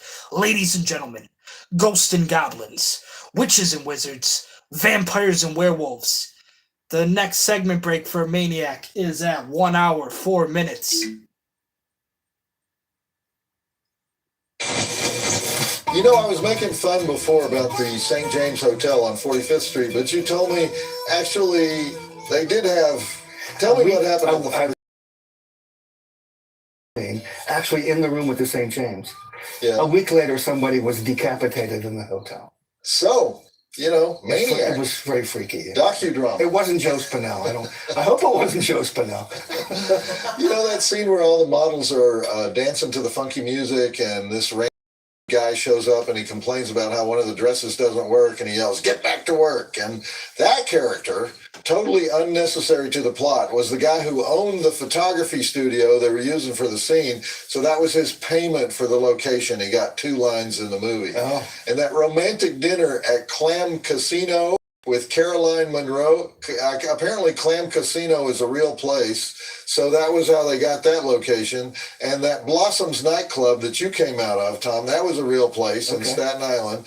And so, but anyway, during that romantic dinner, wouldn't it be a little bit of a red flag when the guy says, "You're the most beautiful woman I've seen since my mom"? Or would women find that charming? I think on a scale ranging from charming to eccentric to creepy, the needle tends toward the creepy range, you know, but it didn't seem to bother Caroline Munro. And when you think about it, Caroline Munro is the perfect girlfriend. Unlimited supply of models to kill when she's not looking, or that seems to be where the story's going. But Caroline Munro, she became famous as one of the Hammer Films girls in London. And James Bond. Yeah, well, she was a Bond girl, but she was probably the most famous Hammer girl because she was in Dracula 80, 1972, Captain Kronos, Vampire Hunter. She was Vincent Price's dead wife in the Dr. Phibes movies. She was the slave girl in the Golden Voyage of Sinbad. I think one of her greatest roles ever is Slaughter High, which very late in her career, around 1986. Many people remember her for Star Crash, which you mentioned, with Joe Spinell, which she was in with Joe Spinell. But she had broken out of exploitation films, and she had a lot of pretty girl parts. As you mentioned, The Spy Who Loved Me, I think, was the Bond film she was in. And I think she was also in Casino Royale, the original one. And anyway, in England, they always called her the Jane Russell of horror. Wow. And the Marilyn Monroe of horror was Ingrid Pitt. Now, one surprising fact about Caroline, she stopped doing nudity around 1977 and never did it again. I think that's why they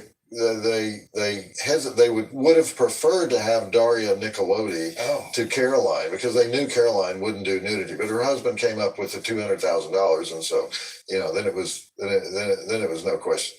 All right, we're here with Tom Savini, and I had one more question for you, Tom. Most of our fans know all about your career, but I've never heard you address this directly.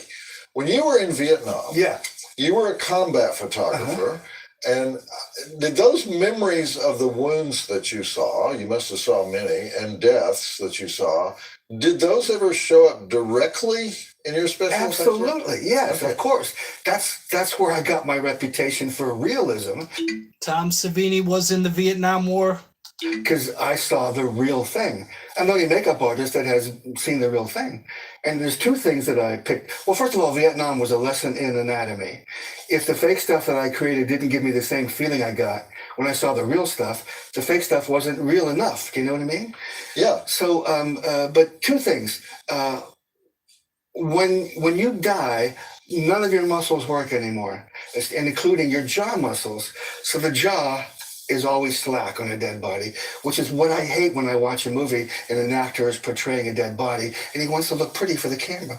You know, he's dying, blood's coming out, here's your last drag of a cigarette, and then he poses. No, I told Quentin Tarantino this too. Your cadavers must all have slack jaws because every cadaver I ever saw was slack. Okay.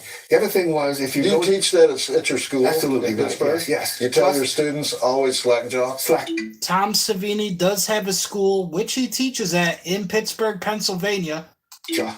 I just did an orientation where I said that to them. If they're ever are involved in a movie where there's a dead body, make sure the person is slack-jawed, okay? The other thing is, they'll go to a crime scene the day later and the blood is red. The blood would be dark brown. 24 hours, the blood turns brown. I've seen this. And also, if blood is on something white, you have to add green to the blood for the blood to stay deep red. I'm sure you've seen a movie where there's blood that looks like strawberry Kool-Aid. Exactly. The artist didn't put green in the blood to keep it blood red on something white. Anyway, this is part of what Vietnam, aside from a lesson in anatomy, gave me. Okay. Well, one of my first jobs was I was an orderly in a VA hospital. And I saw those guys come back from Vietnam after they were patched up and going through rehab and everything. And the ones that were the ones that were even capable of rehab. And that was some seriously eye-opening body damage even in the hospital. So I can't imagine what it was like on the battlefield with fresh wounds. Did you keep pictures of that stuff? You weren't allowed to, but I kept around 6 photos. They're in my book, actually. Really? Some of them are in the new book, yeah. Okay. But we never photographed our guys. We're talking about damage to the Viet Cong, Okay. Yeah, never All allowed to right. shoot those pictures. Tom, it's been great. I'm going to continue my crusade to bring the Night of the Living Dead remake to its proper place in horror history. Are you going to show it here? I'm trying to get it. Okay. Yes, we are going to show it, All and you are welcome here anytime. Bring me back for that one, yeah. All right. I have a lot to say about that one. All right. And by the way, did you bring the book? Show us the book. It just happens to be right here. Okay. This is a new book. This is not the famous Savini book. This is like a coffee table picture book. It's also journals from, when I was on films. Yeah. Just Okay. came out. Available in bookstores now. Yeah. Dark Link Books. Okay. Yeah. All right. And we're going to go back to the movie now. By the way, did you talk to Abigail Clayton on the set, the girl that gets, well, of course you did. You had to rig her up. Did you realize what a big star she was at the time? I did not. Okay. No, I didn't know any porno. Okay. Abigail Clayton plays Rita from the scene we just saw, and we're going to see more of her, but all we saw right now is she just got bear hugged to the ground by Joe Spinell, and then we interrupted the scene. Wonder what he's going to do to her. But Abigail was a fairly big porn star in what they call the golden age of porn in the 70s, when the porn films still had plots. And her breakout role was a film called Dixie in 1976, where she played a teenage girl learning about her sexuality. But probably her most famous X-rated film was 7 into Snowy, which was an update of Snow White, a porn update of Snow White. And of course, she played Snowy. And but this is really the kind of discrimination that would not happen today. But all 7 of the dwarves who go into Snowy Literally. are uncredited. They're uncredited. They don't even put their names on the movie. Okay, roll the film. And it's not that I'm into dwarf gangbangs myself, but come on, guys. The little people can do things you don't normally see. Plus, they have to work as a team. So think of the logistics of what they were doing in that movie. They need a stunt coordinator just for that scene. Guy wires and block and tackle and ladders just out of view of the camera and everything. You got all kinds of technical work you wouldn't normally have to deal with. So at least give them credit for showing up and whipping it out and delivering the title tease, 7 into Snowy. Who comes first in that title? 7, not Snowy. So Snowy is nothing without 7. If the title was just Snowy, would Abigail Clayton be the star that she is today? No, she would not. Put 7 in Abigail, she's famous. So I rest my case. There's going to be a purge of people seeking that movie out now.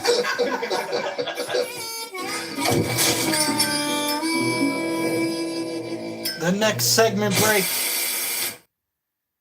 is at 1 hour 17 minutes. Well, there were 2 kill Caroline Monroe.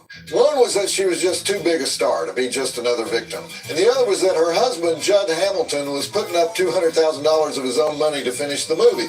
And that's actually the only reason that the so-called relationship scenes are in the movie at all, so that Caroline's role could be bigger. Judd Hamilton, though, is an interesting guy. He was a musician in a surfer band. He was in several surf music bands, the Avantis, the Ventures, also a band called the T-Bones. He had several small parts in movies because he was kind of matinee idol handsome. And then later in life, he became the inventor of a radiation shield. Supposedly, it's this material that blocks all levels of gamma rays and neutron emissions so that we can't be harmed by nuclear waste site leakage or radiation from cell phone towers. That was long after he and Caroline were divorced. Anyway, the whole "my mother was a hooker" thing kind of came to the surface here in the final scenes with Rita, played by Hall of Fame porn actress Abigail Clayton. And yes, there is a porn Hall of Fame. Tonight you stay home with me. And then he cuts her up. And by the way, Joe Spinell's wheels, that beat up Buick Electra, that was Bill Lustig's personal car at the time. And the camera mount did something to the steering. It damaged it so that it couldn't be used anymore. And so they just took the car to 125th Street and abandoned it there, thinking that somebody would steal it or try to steal it. And I guess that's cheaper than taking it to the automobile graveyard in street trash. But Bill Lustig knows New York City as well as Larry Cohen did, which is saying a whole lot, which partly explains why this movie succeeds so well in the gritty, grimy, nasty ambiance department. Lustig was born in the Bronx. Growing up, he hung out at all the time on 42nd Street. He sometimes watched 8 movies a day in the revival theaters. He was a movie usher in Fort Lee, New Jersey. Fort Lee is the birthplace of motion pictures. I was a movie usher for AMC theaters out here in Buffalo, New York. He did take some film classes at New York University, but mostly he learned his craft working as a production assistant. Not only was I an usher for AMC, but I also was Employee of the Month, and then I got boosted up to crew leader as well for AMC. A PA, that's the lowest man on the totem pole. And our AMC theater is actually right across from Shea's Performing Arts in Buffalo, New York. It's located in our theater district. So not only was I a usher and a crew lead for AMC Theater, but I also got to work in the theater district here in Buffalo, New York. Movies like The 7-Ups and Death Wish, he worked on that. And then the only directing jobs he could get were in porn. My mom is still working at AMC. She's currently the bartender there. I mentioned Hot Honey. He also made The Violation of Claudia. Tricks on the side. Anyway, he would go on to make Vigilante, Maniac Cop, The Last Horror Show, also with Joe Spinell, Hit List, Relentless, Uncle Sam, but he's best known within the industry today for owning the company Blue Underground, which is kind of the Criterion collection of exploitation films. He goes over to Italy and he makes deals for all those great Giallo films, and he restores them to perfect condition and he releases them on collector's editions. So, at any rate, his career was launched with this movie, which Joe Spinell and Judd Hamilton made possible, both of them extremely enthusiastic about the subject matter. All right. Something tells me that Maniac is not going to have an up ending. What do you think? Let's check out the startling conclusion to Maniac. Roll the movie. And by the way, the poster, I forgot to do this, the poster for Maniac is kind of classic in horror circles. Do we have that? Yeah, take a look at this thing. Analysis Film Releasing came up with this. The tagline is, "I warned you not to go out tonight." And you don't see Joe Spinell's face, but you see one hand holding a bloody... One of the things noted by the British Board of Censors when they banned Maniac in England. No big deal in the United States. Nobody cared about violent horror in the U.S. You know, show one nipple and you had to go through hell with the ratings board. But guy on a poster getting an erection...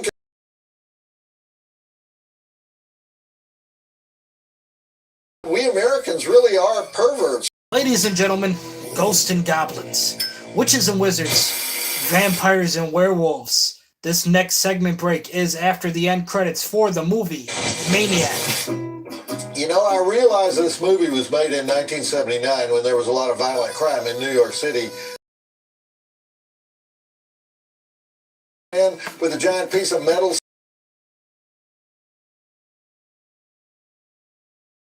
We forget there was a time before anybody I stood for, but those were real NYPD cops. Fond of the mannequins coming to life, hacking off limbs and plunging swords into Joe Spinell's body, then ripping off his head scene. And all it took for him to cry out for his mommy, his love woman fighting back and injuring his left arm. This is one of those movies that got hammered by feminists for being misogynist, but I don't get it with that ending. Joe Spinell was actually hurt by that. He loved women, he said, and he kept that head of himself in his apartment for the rest of his life. They remade the movie in 2012 with Elijah Wood as Frank. That's got to be a strange meeting where they decided that. You know who I see as the modern Joe Spinell? Elijah Wood. So Joe Spinell lived fast and lived hard and died early. He liked to drink and he liked drugs. He was a very social guy. He loved to be around actors. He loved to party. Supposedly nobody ever picked up a tab when Joe was around. One reason Sylvester Stallone used him in every movie he ever made is that back when nobody knew who Stallone was, before Rocky, Joe Spinell gave him money to buy gas and food. Joe would go on 3-day drunks, but still show up on the set ready to work. He loved to shock people. He liked to wear his mother's dress in hotel bars where he was staying.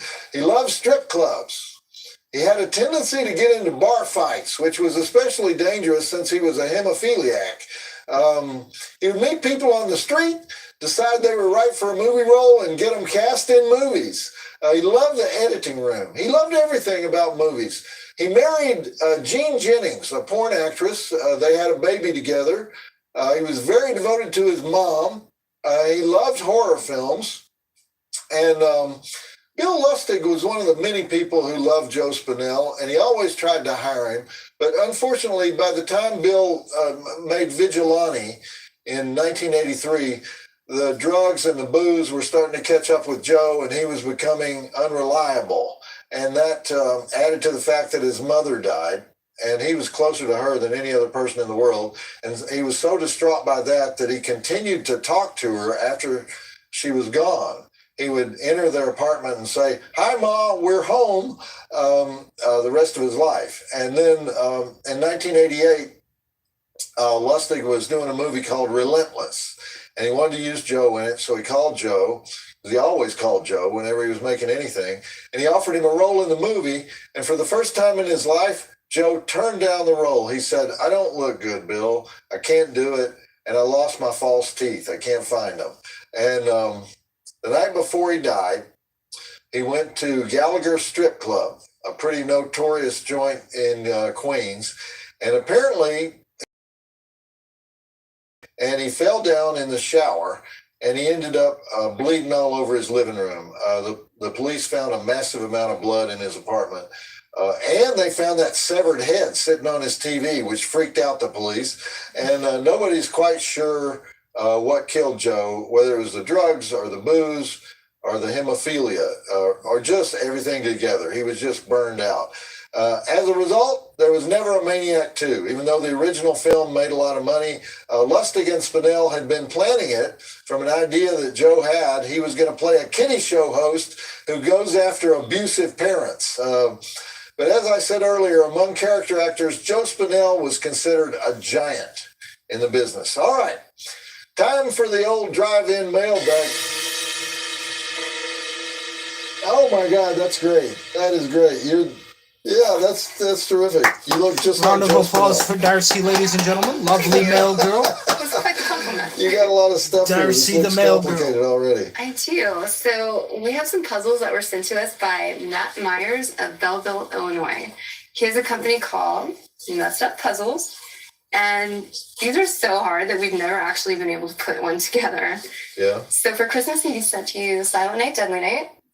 But the reason I'm bringing them out tonight is Okay, are you a puzzles person? I am, but I tried to do the pieces puzzle, and it's like so big and just so much pink that you could work on it forever. Some dude, do you remember? He brought in part of the pieces puzzle at one point to try to get it signed because he couldn't fit it all together either. He just brought like the leg. You mean one of the shows we were doing? He was Yeah, doing at the a puzzle con. and he brought it in. What the Maniac puzzle's supposed to look like. It looks just like the poster. Yeah. Did they send a letter? They did, yeah. Can you grab that for you? Okay. All right.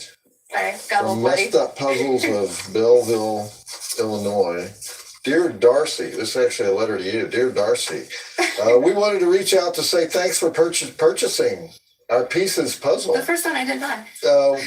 We love that you dig the product, but we owe our sincerest thanks for the best use of getting the word out via Twitter with that dead sexy stellar remix of our puzzle box. I didn't see this. What is that? It's a little naked. I'll get it for you. What, you're naked with their puzzle Well, box? I reenacted the pieces puzzle, like the naked puzzle that they have. And As then, you? Yeah, I put me over it. Okay. Yeah, get that for me. I will. Also, we'd love to get one of these to Joe Bob since he's a big fan of the film and quoted on the Obi. What's the Obi? What is an Obi? I don't know. Where's my Something puzzle? good. It says they want to get one. Where's my puzzle? Have one. All right, Darcy, your job is to mail me gifts when you get letters like this. I mean, is it? Yeah. Oh. Thanks again very much. See you in hell. Tex Avery Wolf Whistle. This guy really likes you, Darcy. He's very cool. Matt Myers, Messed Up Puzzles, Belleville, Illinois. You know, I can see why they made one of these for pieces and for Maniac, because the movie's about guys who collect body parts, right? Puzzles, you know, creating the perfect woman from parts of all women. So has there ever been a movie where a woman collects the body parts of men to create the perfect man? I don't think so, but there definitely should be. All right. Well, There actually was a movie like that. I believe it's called Mary. I believe it's just called Mary. But I do remember seeing a movie exactly like that, where the girl is just killing male victims so that way she can basically create like a Frankenstein monster of her perfect, I guess, relationship partner. So, but I believe it's just called Mary. thank you, Matt, for sending. Just one. I paid for it. All right. You really do like these. They're huh? awesome, yeah. Okay. Well, I can't wait to see what you cosplay for our next movie, and you know why. You might be surprised which one I picked. All right. Well, you're not gonna be the guy in the movie, are you? I hate it when you do the guy. Don't You'll do have the to guy. wait and see. Okay. Any opinion on Maniac? Maniac is awesome, but the ending's kind of. Yeah. I mean, I guess it is. I mean. You mean did he commit suicide? Yeah, did the models really come to life? Because Yeah. it wasn't a supernatural movie. So did those mannequins really come to life? I mean, the Just death a is cool, suicide. but what? I think it's a suicide. Any opinion on Tom's special effects skills? I mean, come on, he's amazing, and that headshot is one of the greatest in all of. That history. is one of the greatest It's amazing, exploding yes. hits ever. All right. Tom Savini is amazing with the special effects, ladies and gentlemen. Let me find out if that is actually a true title. I believe the movie is called Mary. I remember watching it. Like I said, I kind of mentioned it here during the streams. I used to have a horror channel just specifically dedicated to horror movies, almost like Shutter Network here on modern day times. But I remember watching this movie a long, long time ago.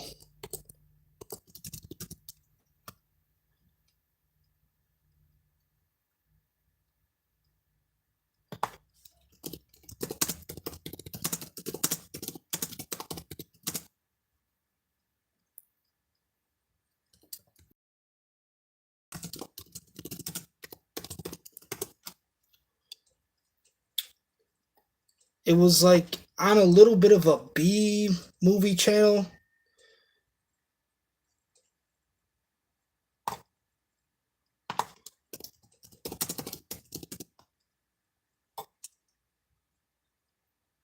I don't know why they're bringing up all of these like other ones. But this is definitely not, I'm definitely not talking about the 2019 one. This was more like 2001, 2002. Fuck. Now I gotta find that movie for you, chat.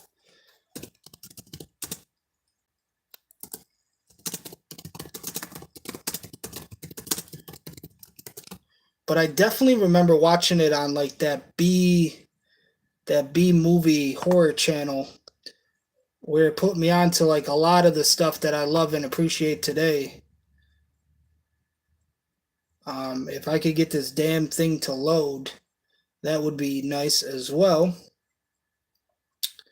Um, it doesn't look like it's coming up right now, but I know for a fact I seen that movie. It's not called Mary though. Apparently, it's not called Mary. But when I find out that name, I am gonna let you guys know. It's just like a girl name too. It's not like an actual like horror title or anything like that. But it is about a woman who kills male victims. And no, it's not Jennifer's Body. Um,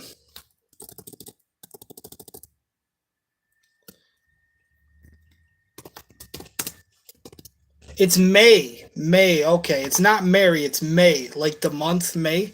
But it was in 2002. It's considered a horror comedy. And a little bit of a plot synopsis for you guys. Young misfit May, played by Angela Bettis, endured a difficult childhood because of her lazy eye. And though contact lenses have helped May adjust as a young adult, her deep seated awkwardness remains a problem.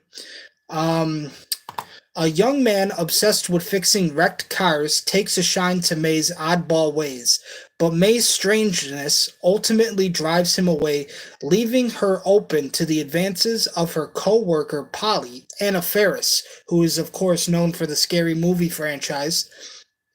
When Polly dumps her too, May's emotional instability turns violent. So it says that it's a 2002 movie, but it was released February 7, 2003 in the USA, distributed by Lionsgate. Budget of $1.7 million. At the box office, it didn't even make a million back. Half a million, sure, it made $634,803. But that is the movie that I was thinking of, ladies and gentlemen. It's not Mary, it's May. I knew it was very similar to that name, but it is May, like the month May. It came out in 2002, 2003 here in the USA. But if you guys have not seen May, that is definitely the movie that I was talking about right there. I knew I fucking seen that. It was on the old horror channel when I was a kid growing up here. Same house. It was just a channel dedicated and strictly horror, and those are the kind of movies that they would show. So that's how I know about it. But a similar thing kind of here with Shutter Network now in modern day 2024. It's just strictly horror content. So we're gonna take a 1.5, 2 minute, and when we come back, Joe Bob is gonna talk about the movie Heathers. Maybe it's Heathers, but the way that it's spelled, I think it's pronounced Heathers. So when we come back, this will be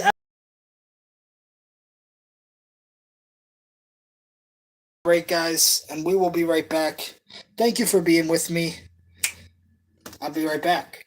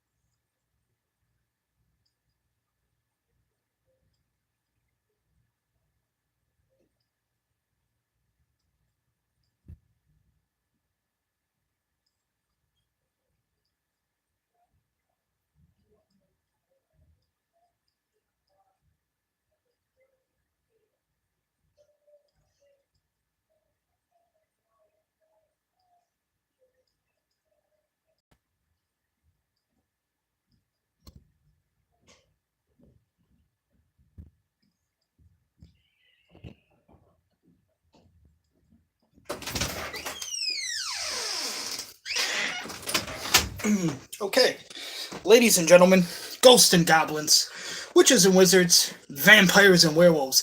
My apologies for the delay. I was having a little bit of a conversation upstairs with my mom. We were just talking about studying every day here to get accepted into the union because I have a plan for a certain career I'm trying to go for next month. I have to schedule an interview. Hopefully, they call me. But I am definitely trying to make things happen. And we were just chatting about all of that. So if I find out more information, I'll let you guys know. I don't want to jinx myself because I'm very superstitious. So I don't like to talk about things before they happen. But I have been studying every day to get accepted into the union. So hopefully all goes well next month when I have an interview.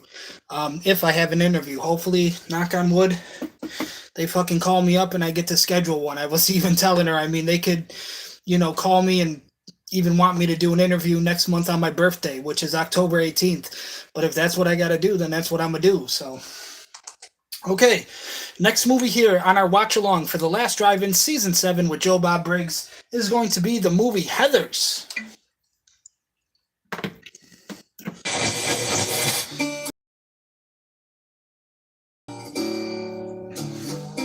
All right, people, we're now heading west from the gritty streets of New York's outer boroughs into a fictional Midwestern town called Sherwood, Ohio, for a deep dive into the high school movie that outclassed every other high school movie ever made. And no, I'm not talking about The Breakfast Club.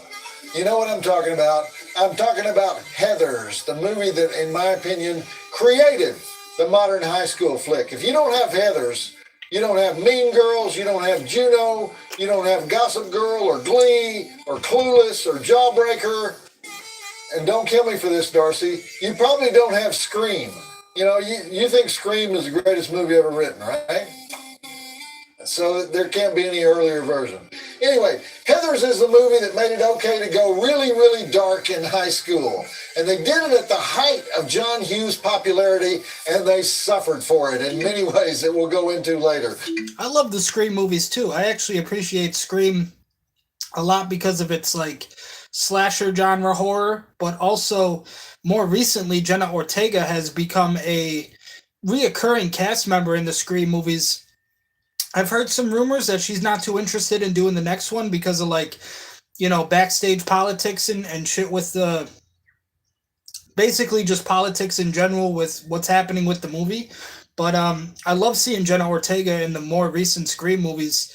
And even just Scream 1, 2, 3, 4, 5, 6, they're all good, But before we talk about that, I want to point out that several of the creatives on Heathers come from San Francisco. Of course, ladies and gentlemen, Wes Craven did create Scream and Ghostface. I think Wes Craven only got to live until after Scream 4. I do think that he was a part of Scream 4 and that he actually got to see that, but everything after that, like Scream 5, Scream 6, that is post Scream 1, 2, 3, 4, that is Wes Craven, and I believe he had some involvement with Scream 4 as well. But honestly, the Scream movies now with 5 and 6, those are kind of a tribute to Wes Craven. It was made in L.A., but Winona Ryder, for example, is from the Bay Area, actually Petaluma. She's from the more redneck hippie part of the Bay Area. And then Michael Lehman, the director, was also hippie-ish, and he had his first job as a production assistant at Zoetrope Studios. Interesting how we're talking about Wes Craven and Scream and Jenna Ortega, and more recently, especially just, this month alone, we had Beetlejuice 2, directed by Tim Burton. Winona Ryder and Jenna Ortega are both in that movie together. The Francis Ford Coppola outfit in San Francisco. And why do we have to use all three of his names? Francis Ford Coppola. We all have three names, right? But we don't use three names. What's the deal with that? I always wondered about that. So anyway, this gives me an excuse to talk about San Francisco because we have really high viewership there. I also just want to add, I think it's really cool how Tim Burton utilized a young and still, not really famous, but it's because of those movies why she is famous. Tim Burton originally started working with Winona Ryder when she was very young, such as Edward Scissorhands, fucking all of his stuff that he did with Beetlejuice. She was very young in a lot of those movies. And more recently, he's kind of done the same thing with Jenna Ortega, such as Wednesday and Beetlejuice 2. So it's really cool to see Winona Ryder and Jenna Ortega get to have a movie together with Tim Burton. And I have a relationship with the city, and so I want to ask you San Franciscans the following question. Who cut the balls off San Francisco, and when exactly did that happen? Like, for example, they recently became the first city in America to ban e-cigarettes. Can you even do that? I thought you couldn't do that anymore, ban things that are legally for sale. But a city council member discovered there are still people making personal decisions about what to do with their lives. And so they are smoking e-cigarettes. The horror. They've been trying to eliminate these people for decades. But now some of the individuals just refuse to learn. So last year, some of you may remember, I made some passing comments about San Francisco's ban on the sale of fur. Okay, that was a move that destroyed businesses there that have been established since the 19th century. And I talked about how I went to Siberia one time and I asked those people in their big fur coats what they thought about fur bans. Anyway, I won't retell that whole story. So I can't really devote every episode of The Last Drive-In to keeping up with every product banned by San Francisco. But let's just mention a few, though. They have already outlawed plastic bags, clove cigarettes, Coke machines, bottled water machines, people playing stickball in the street, people playing chess in the street, pet stores, goldfish, masked balls, the practice of letting your dog stick his head halfway out the window while you're driving. Long ago, they banned toys being given away with Happy Meals at McDonald's. There are several states that have been under sanction by San Francisco.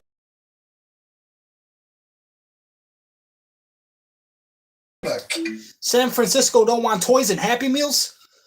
What kind of conspiracy is this? Kansas, Mississippi, North Carolina, Tennessee, Alabama, Kentucky, South Dakota, or Texas. You know what? Which is fine with me. I don't really want any Californians accidentally attending a rodeo and deciding to file animal cruelty charges at the United Nations or whatever they're likely to do. It's illegal to... Me and my mom used to go to the rodeo all the time when they would come here to Buffalo, New York. It was another one of our favorite things to do together, but there was a couple years where we went like back to back to back. But of course it was when I was a lot younger. I was probably like 8, 9, and 10 years old when I did get to see the rodeo, but I remember going to at least 3 with my mom. Ride a Segway in San Francisco, to package food with styrofoam, to declaw a cat, to serve chocolate milk in the schools. No one in government is allowed to make any contact with any company that uses... San Francisco don't want no chocolate milk in the schools? What kind of conspiracy is this? Is tropical hardwood. Get the rugs out. The floor inspectors are coming over. No school is allowed to offer junior ROTC because, young people who want to follow their families in the military service are probably deranged. Rugs at a time. Even if they're toy poodles and chihuahuas, come on, And don't give your 5-year-old a slingshot for his birthday because that's an illegal weapon. If you ask the high sheriffs of the city exactly what's going on here, they would give you some version of San Francisco knows better. And I'm especially pained by San Francisco becoming an experiment in communist lifestyle engineering because my love for the city is based on its history of harboring fiercely independent revolutionaries. I consider Ambrose Bierce my mentor. He flourished there. He was there from 1866 to 1899, fighting the corrupt railroad barons, always carrying his Civil War pistol because his prose was so powerful it could cause lifetime grudges and feuds. And Bierce had a great quote. San Francisco is the place where most people were last seen. Love that quote. In the 80s, I used to perform at a punk club in North Beach in San Francisco called Wolfgangs. It was owned by the impresario Bill Graham, rock and roll pioneer. And Bill Graham was following in the footsteps of Lawrence Ferlinghetti, patron saint of the Beat movement. His City Lights bookstore is still there, but, his fellow Who Gives a Fuck writing buddies have long since passed on, unaware that all of their cigarette butts and their open whiskey bottles and their crash pads would all violate ordinances in today's San Francisco. Carol Doda, another friend of mine from the Wolfgangs days, she was the first nude dancer in the days when it was called go-go dancing, and she survived multiple arrests for showing off what she called her twin 44s before becoming such an icon that the cops just backed off and pretty much left her alone at the famous Condor Club.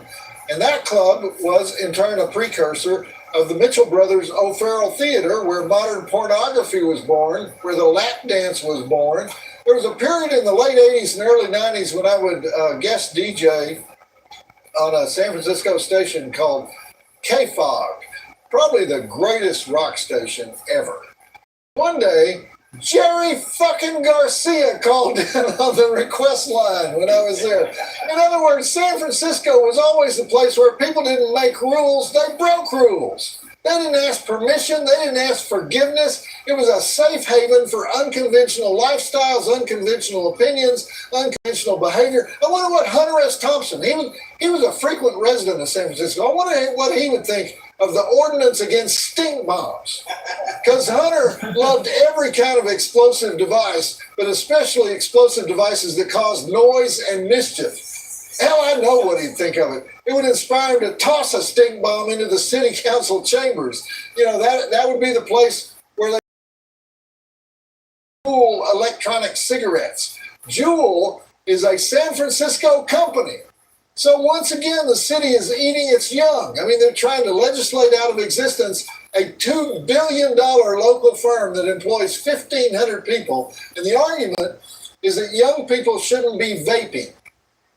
And the little bastards get away with it because Juul products so closely resemble flash drives that they can hide it from their clueless teachers. Well, leave it to San Francisco to deal with an enforcement challenge with a blanket ban on the cigarettes. But of course, life is always more complicated than that. So these are the same faux cigarettes that millions of people use to stop smoking real cigarettes. So public schools, they don't care about collateral damage. They're too busy telling the rest of the world how to behave. In some ways, San Francisco's descent into madness is self-correcting because eventually so many groups will be pointing fingers at so many other groups, demanding lifestyle alterations designed to create healthy specimens of correct living, that the whole peninsula will just devolve into something resembling the Soviet Union in 1965, if they're lucky. Venezuela in 2020, if they're not lucky. Social engineers are arrogant. They're just going to keep talking and legislating until the last iconoclast has been castrated and jailed. They can't actually kill him, though, because they outlawed cemeteries. Anyway, speaking of killing people, we're about to watch the first movie that has something good to say about teen suicide. It's an excellent black comedy starring Winona Ryder as the high school princess who can't decide whether to be popular or to be human.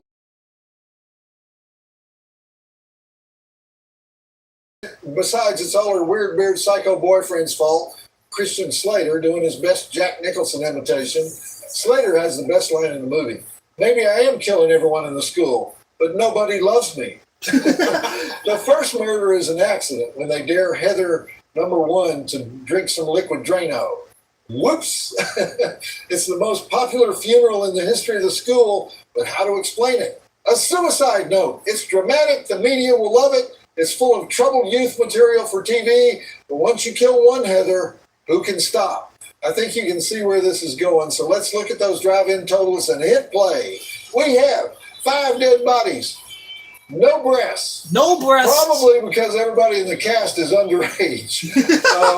1 dead Barbie doll, exploding buildings, exploding teenager, finger rolls, cow tipping, strip croquet, gratuitous Cliff's Notes for the bell jar, gratuitous swatch, gratuitous issue of Stud Puppy magazine, liquid Drano foo, Gunplay Foo, driving Academy Award nominations for Kim Walker as the head Heather for saying, well, fuck me gently with a chainsaw. Carrie Lynn as Martha Dump Truck, the unpopular fat girl whose one-line role is the axis of the plot. Shannon Doherty as Heather number 2 for saying, grow up, Heather, bulimia is so 87. Penelope Milford as the school counselor who sponsors a Talk and Feel Together assembly on teen suicide. Patrick Labiorteau as an obnoxious jock who says, when I get that feeling, I need sexual healing. Mark Carl is the father of a dead jock who grieves by his coffin and says the now iconic line, my son was a homosexual and I love him. I love my dead gay son. Lisa Ann Falk as Heather number 3 who stuffs 30 pills in her mouth and later says suicide is a very private thing. Jennifer Rhodes as the mom who sees her daughter hanging from the ceiling of her room and says, I should have let you take that job at the mall.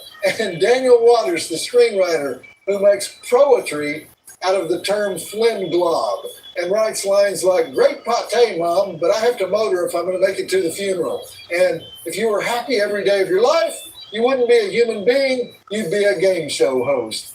4 stars. Joe Bob says, check it out. 4 stars. With music by Big Fun. Now, it's not the real Big Fun. There is a band called Big Fun. They had some minor hits in the 90s. Big Fun in this movie, I don't know. But I don't think so, because the movie is dark satire, and the real Big Fun was pretty much bubblegum rock, you know. The Big Fun in the movie does the song, Teenage Suicide, Don't Do It. One of the most excruciatingly painful and funny songs since the songs in Spinal Tap. But the real life Big Fun, it's a British boy band. They had a song called Can't Shake the Feeling. That was a big hit in Europe. And you know, like those songs they do at the Eurovision Song Fest thing? That thing is strange. Why would there be such a big difference between European music and American music that they need their own competition and we're not invited to it? You know, but when you listen to the songs at Eurovision, you kind of understand the origins of ABBA. You know, one of Sweden's principal exports in the 70s. And that's another weird thing. A lot of the songs at Eurovision are in English, even if the band is from Lithuania or wherever. And they even have American slang in the song, you know. Just let us come over there and sing. You know, you can sing to anybody from your country. Each country chooses one act. Lady Gaga, Beyonce, Chris Brown, if he could get a visa. A$AP Rocky. A$AP Rocky, what did A$AP Rocky do in Sweden that got him put in jail? He probably beat up a guy for liking ABBA. That's probably what it was. ABBA's like Swedish royalty, you know, so we shouldn't make fun. They started writing a new album in 2016, but they only have 5 songs so far. So apparently they plan to release once every 12 years from here on out. So, you know, that hashish from Lebanon that everybody in Europe was smoking from about 1975 to 1985? Yeah, slows you down. You guys have no idea what I'm talking about.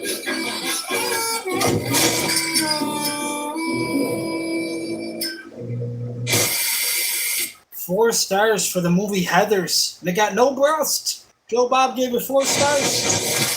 You have just witnessed one of the most entertaining first acts in drive-in history. This is one of those rare movies where when people talk about it, write about it, and discuss it in articles, they always mention the writer as opposed to the director. The writer is Daniel Waters, 26 years old at the time, and he had watched all the John Hughes movies like Ferris Bueller and Breakfast Club and 16 Candles and Pretty in Pink.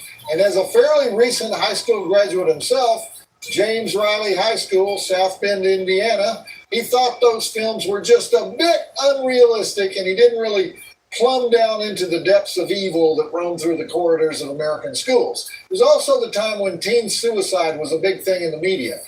Plano, Texas was considered the capital of teen suicide. That's a suburb of Dallas, where they had 8 suicides in one school year, including 3 in 1 week.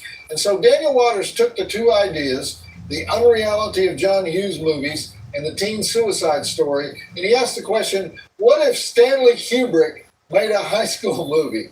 And he actually held out hope that Stanley Kubrick would be the director of his script, which, by the way, was originally 250 pages long, meaning he wrote a 4-hour movie that he hoped would have the moral atmosphere of A Clockwork Orange, but using minors as the principal characters. That's got to be a tough sell at any meeting. So the first thing we should be grateful for is the fact that Daniel Waters did sell that of a classmate at USC Film School who introduced him to Michael Lehman, who had done a fairly notorious student film at USC called The Beaver Gets a Boner, which is the story of a hardworking kid who needs a college scholarship so he can pay off his drug dealing.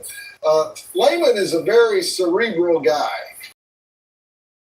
He graduated USC Film School in 1985. He studied at Berkeley. He got a degree in philosophy from Columbia. He studied philosophy at a German university, and then he went to work for Francis Ford Coppola on those two S.E. Hinton films, The Outsiders and Rumblefish, that were filmed in Tulsa. So Lehman knew a young producer named Denise DeNova, who had a development deal at New World Pictures. Now, it wasn't the old Roger Corman New World Pictures. He'd sold the company in 1983, but it was the same company that had made Hellraiser. So they would develop a solid reputation for making great movies that then bomb at the box office. They just did not have that marketing knack. So anyway, the main reason Daniel Waters, the writer, gets so much credit is that his dialogue is timeless. Now, dialogue is not even the main thing in a movie. There are movies with no dialogue that have brilliant writers, but because so many of the lines are so memorable, you heard several of the most famous ones, including Geek Squad. That was, Geek Squad was adopted by Best Buy in 1994 for their electronic service department, and they've used it ever since. But because so many of the lines and the phrases are so memorable, Daniel Waters is a superhero among film writers, at least for a certain kind of movie audience. And by the way, it's funny that Best Buy would be just fine with stealing a phrase from a teen suicide movie, but 7-Eleven was not so at 7-Eleven, and JD comes in for a Slurpee. But Southland Corporation here in Dallas said they didn't want anything to do with the movie. So it was changed to the Snappy Snack Shack, where she sells slushies. So anyway, I have a theory about why we love high school movies so much, and it's that all the timeless categories of people in high school movies, the jocks, the nerds, the popular people, the smart people, the people struggling with their body image, the cruelty, the competition, the clueless teachers and administrators, the bonding, the hatred, all that stuff is exactly the same 10 years later when you work at a corporation. And it's exactly the same when you join a church. And it's exactly the same when you play on a football team, or you run for office, or you work at Shutter, or you serve on a committee at the Salvation Army, or you become a mom and you start comparing yourself to other moms. High school is just the rawest form of the same selfishness and competitiveness that permeates every other American institution. So we're actually doing the cheerleaders and jocks, nerds and intellectuals thing our whole lives. So when you watch a cop show or a show like Mad Men, that's really just high school all over again. Okay, we have a lot more to talk about, including how the Heathers were cast and how Winona Ryder landed the Veronica part. She was desperate to be Veronica, and her persistence. Right now, let's get back to the movie with a body count of one dead Heather. Roll it. You know what's brilliant about the opening? Croquet. You're trying to portray rich, snobby girls, so you could have used tennis or even golf, but croquet, that's the game of royalty. That requires a humongous backyard. And it's a really, really mean game, because one of the strategic skills rewarded in the game of croquet is knocking your opponent's ball into the next county just to make their life miserable. Of course, the Heathers take everything to extreme, so they also use it as a form of torture. There's something lovable about the Heathers. There's a purity to their cruel, wicked ways. They're beautiful, they're popular, they can do whatever they want. Oh, and by the way, I almost forgot. Heather was one of the most popular white girl names of the early 70s. I think it was number 3 in names in the early 70s years. And so by the late 80s, it would not be that strange to have 3 friends named Heather.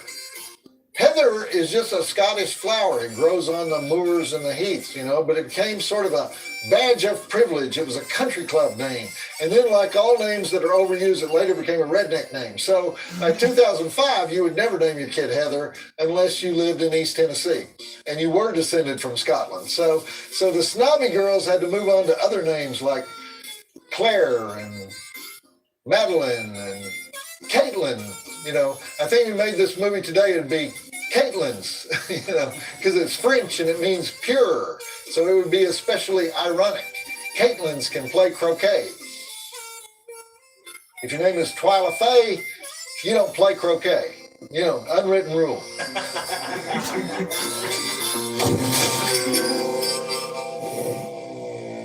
Next segment break is at 53 minutes. The mineral water joke still makes me laugh. That was supposed to be Perrier, but Perrier wouldn't give permission, so it's just generic mineral water. Okay, here's something very ironic and macabre. The character of Peter, one of the students seen at the coffin when we're in the middle of that sequence where we're hearing what they're really thinking when they're paying their respects. What do you call that when you voice over people's inner thoughts, Austin? What is that? Montage?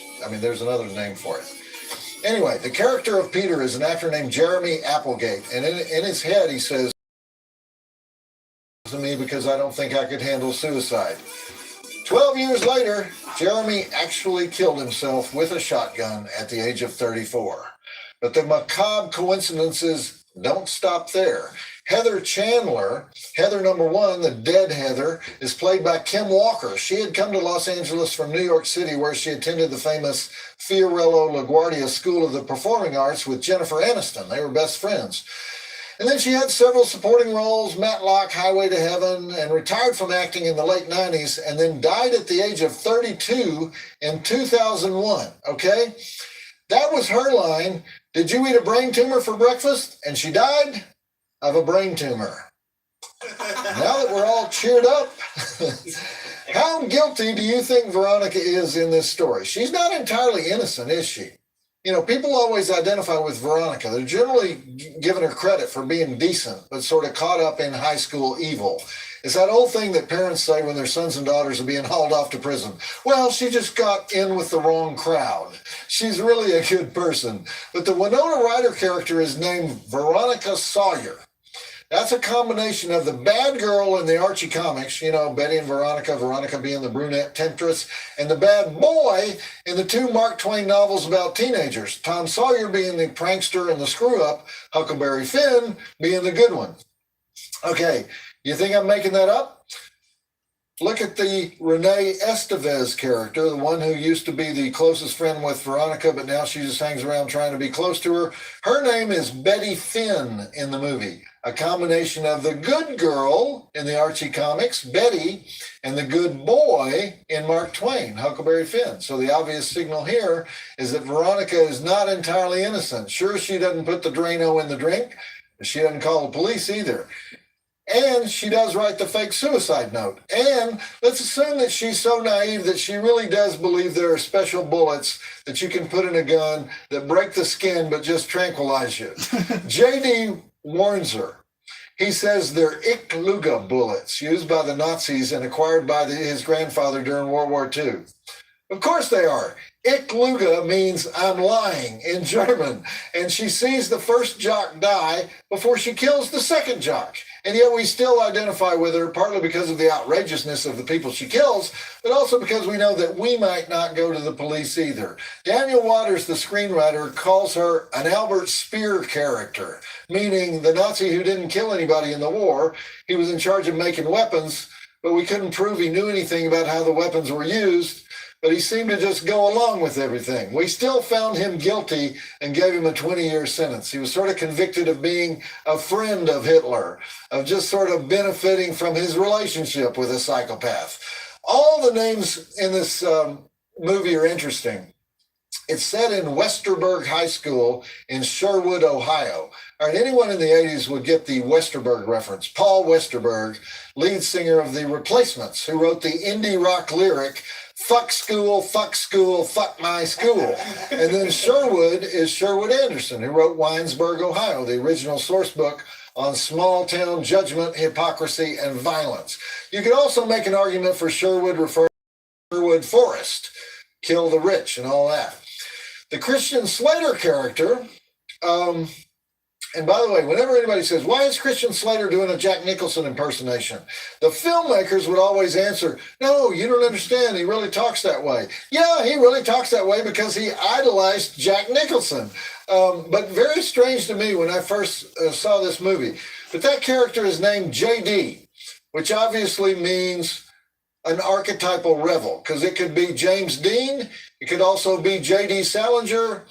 It could also be juvenile delinquent. It's probably J.D. Salinger, because originally they were going to use Catcher in the Rye as part of the plot, but Salinger objected to that. Salinger being Winona Ryder's favorite author, by the way. The Heathers are named Heather Chandler, Heather Duke, and Heather McNamara. Heather number 1 is Chandler, making us think Raymond Chandler, film noir. Heather number 2 is Heather Duke, a Duke being someone who is not quite in charge. And Heather McNamara is going to summon up images of Robert McNamara, the Vietnam strategist in the Johnson administration, who was responsible for Agent Orange, among other things, but never quite fessed up to doing anything wrong. Anyway, I think that's quite enough textual analysis. The title Heathers, by the way, was meaningless in foreign countries, so the film was called Lethal Attraction overseas. Kind of a terrible title, right? Trying to make people think it's a combination of Lethal Weapon and Fatal Attraction, and then taking their money. All right, back to the movie. I'm talking way too much. Roll it. There are a lot of great one-scene parts in this movie. One of them is Curtis Marlowe, who plays Braces, the nerd kid who gets beat up by the jocks. And he's clearly outnumbered. I love this guy. He's clearly outnumbered, and they keep trying to make him say, you like to suck big dicks. And he's in an impossible chokehold, and so he says, okay, I'll say it. You like to suck big dicks. And he knows he's going to take a beating for that, but he gets in his little 5-second moment of rebellion. The principal is pretty special too. Thank you, Miss Fleming. Call me when the shuttle lands. That's John Ingle, who actually taught for 20 years at high schools in Hollywood and Beverly Hills before he became an actor. And we have the most famous one-scene actor coming up in this next sequence. You know what it is. It starts out, my son's a homosexual. You know, it's not what he says, it's how he says it. You know the scene, right? Everybody knows that scene, even if they haven't seen the movie.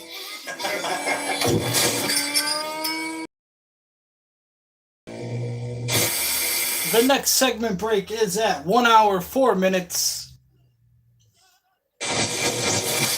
And of course, Heather number 2, now in charge, is played by the notorious Shannon Doherty, who admitted later that she didn't really know she was acting in a comedy at the time she made the movie. And the other cast members were a little afraid of her because she and her mom were throwing their weight around on the basis of her being a big star in Little House on the Prairie. And she was kind of sheltered. She hated the bad language in the movie. She had a really hard time saying the line, Veronica, why are you pulling my dick? So anyway, I met Winona Ryder shortly after this. She was, I think, 16 years old, and she was starring in Great Balls of Fire opposite Dennis Quaid in Memphis, and I had a small role. And we would ride the little van together that takes you to the set. And one day she was doing her homework in the van, and she asked me if I knew what the Helsinki Agreement was, and we started talking about, I think I'll ever make another movie as great as Heathers. And Heathers was not that well known at the time. A lot of people had missed it when it came out. Lost money. High school students hated it, by the way. New World did an ad campaign directed at high school students, and the audience for the movie turned out to be much older, people who had been in high school 10 years earlier. But Winona Ryder was still in high school. I wonder if today she would still think it was the best movie she ever made. I think she would, actually. I know she's referred to it many times over the years. I probably don't have to do any bio on Winona. Everybody knows her backstory. She was born to a hippie father and mother in Olmsted County, Minnesota, which is mostly known for being the headquarters of the Mayo Clinic. And she was named after the nearby town of Winona. Her real last name is Horowitz. She moved with her parents to the little town of Elk in Northern California to live in a commune for 4 years. Her dad became the archivist for Timothy Leary. Timothy Leary is actually her godfather, and then he became a bookseller in Petaluma. Her mother is a writer and a video producer. She got bullied at school, and so they took her out of school and homeschooled her and enrolled her at the American Conservatory Theater in San Francisco, mostly as a hobby. She didn't really have any aspirations to be an actress. And then her mom started driving her down to LA for the occasional audition, and her career took off with the movie Lucas.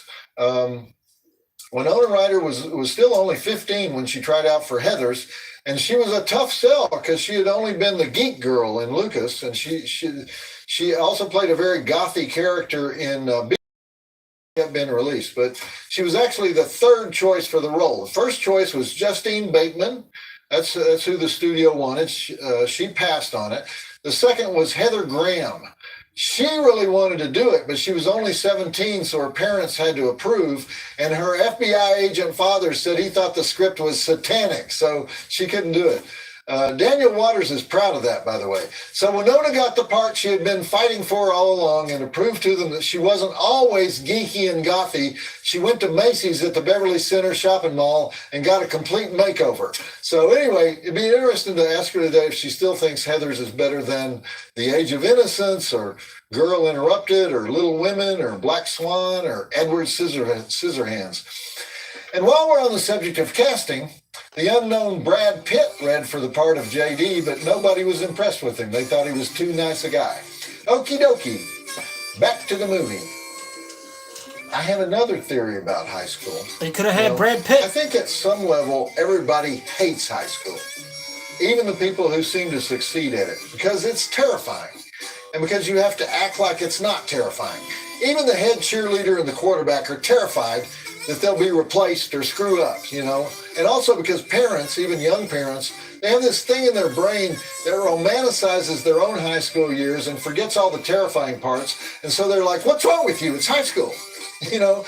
And I mentioned Great Balls of Fire. I also remember talking to Dennis Quaid every morning during Great Balls of Fire. And he was very high school oriented. He's from Houston. And he said to me, band nerd or drama geek? 5 minutes after meeting me, band nerd or drama geek? I guess everybody in the film industry is one or the other. And I said, band nerd. And he said, drama geek. And that was it. We kind of defined each other and moved on. High school is forever.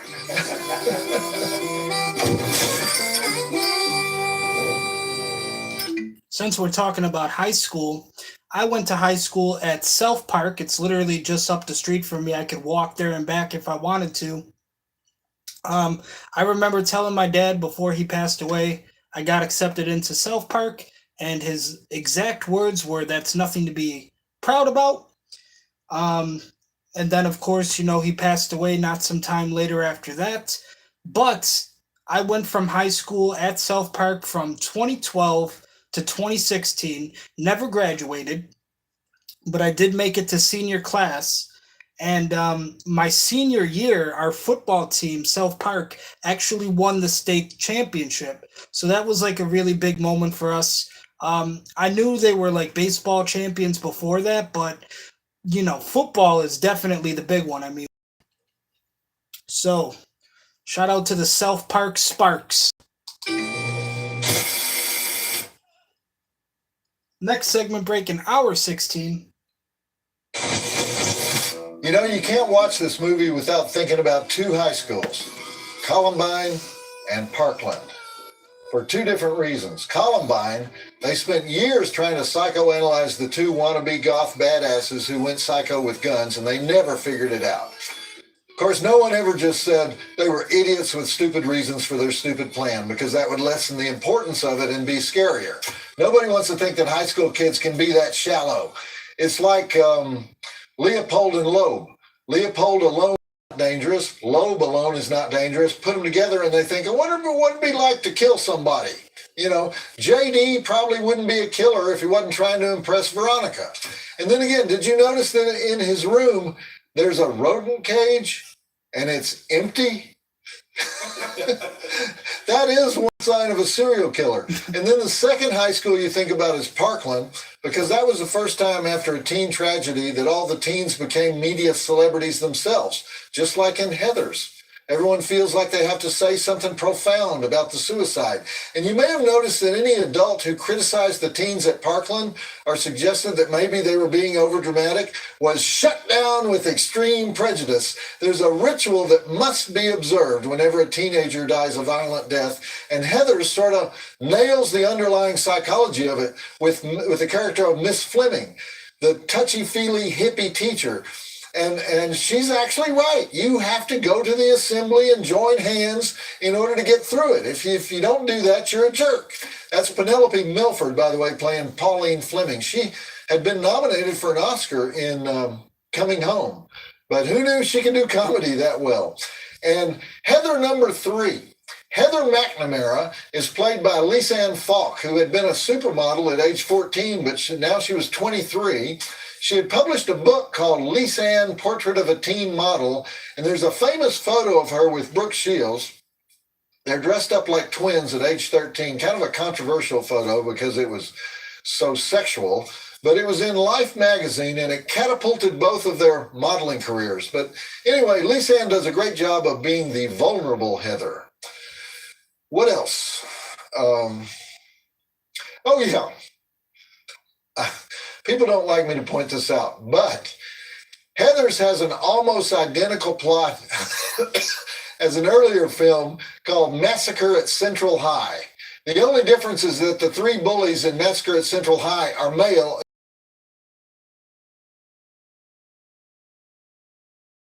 David Waters claims he never saw that movie, but that's really hard to believe. There are just too many one-to-one similarities, including the whole structure of the movie. Waters does admit to modeling some of his plot after a 1968 movie called Pretty Poison,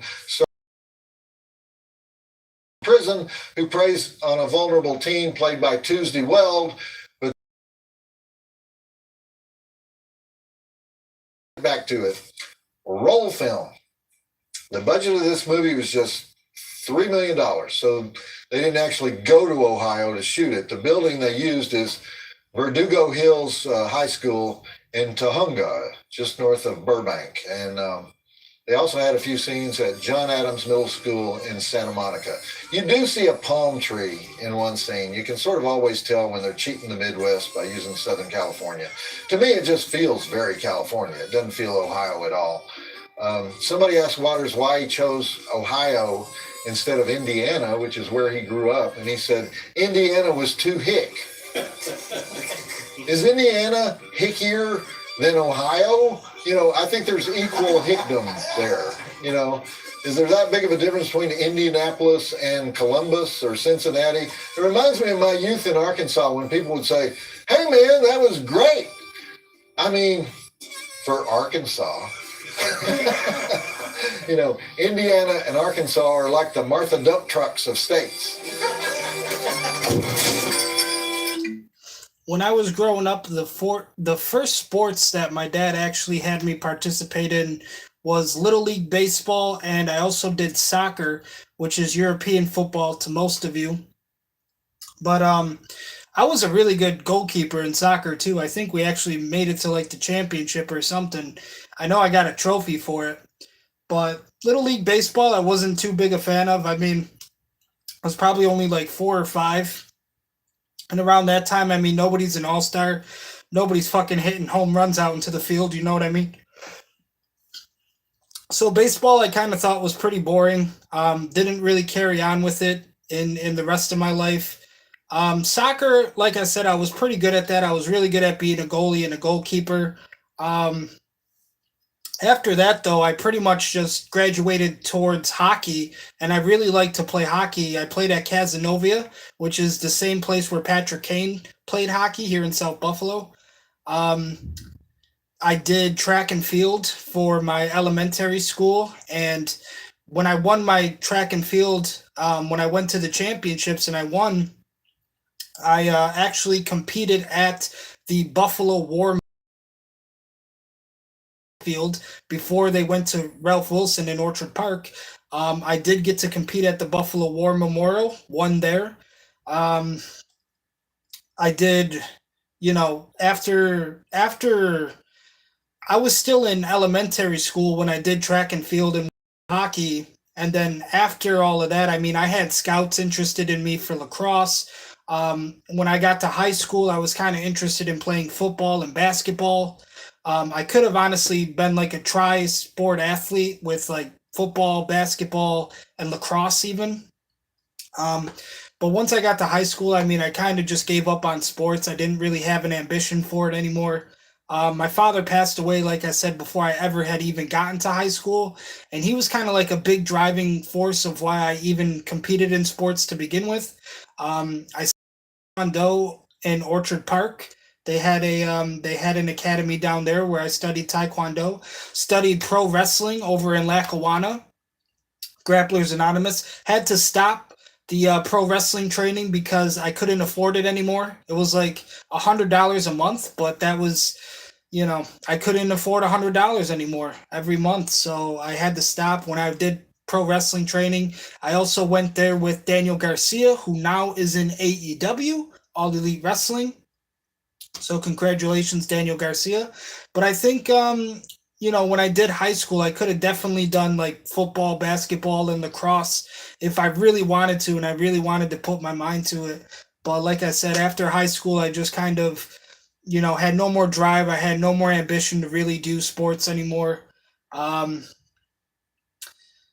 then I just really started to focus on my music, and the rest is history. So.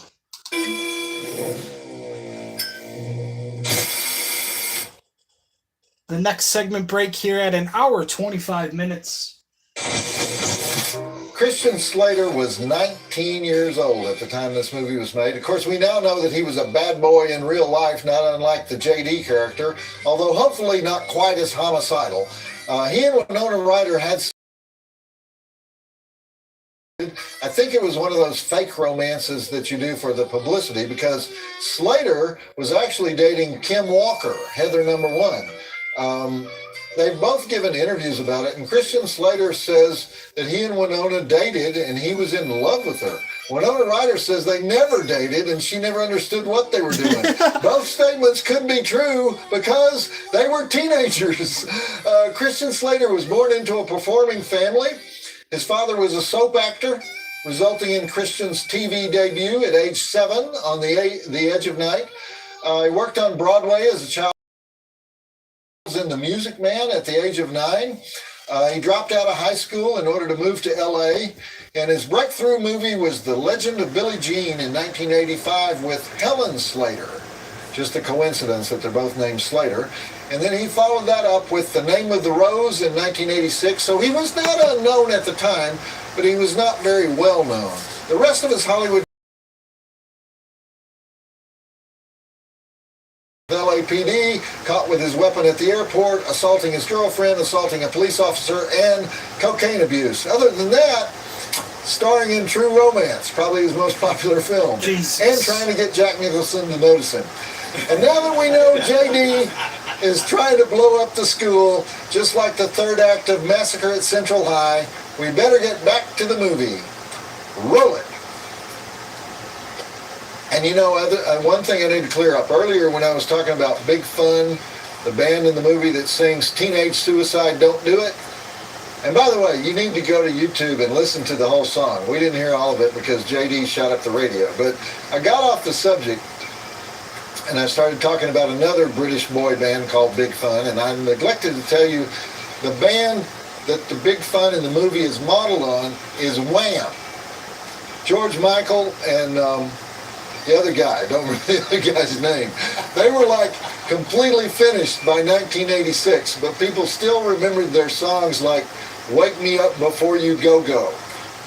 That's actually the only song of theirs that I remember. But anyway, Wham! Was all about teen angst. And this is perhaps the most angsty of all teen angst movies ever made, which I guess is why teens don't like it, you know? Because when you say you're angsty, they just whatever you.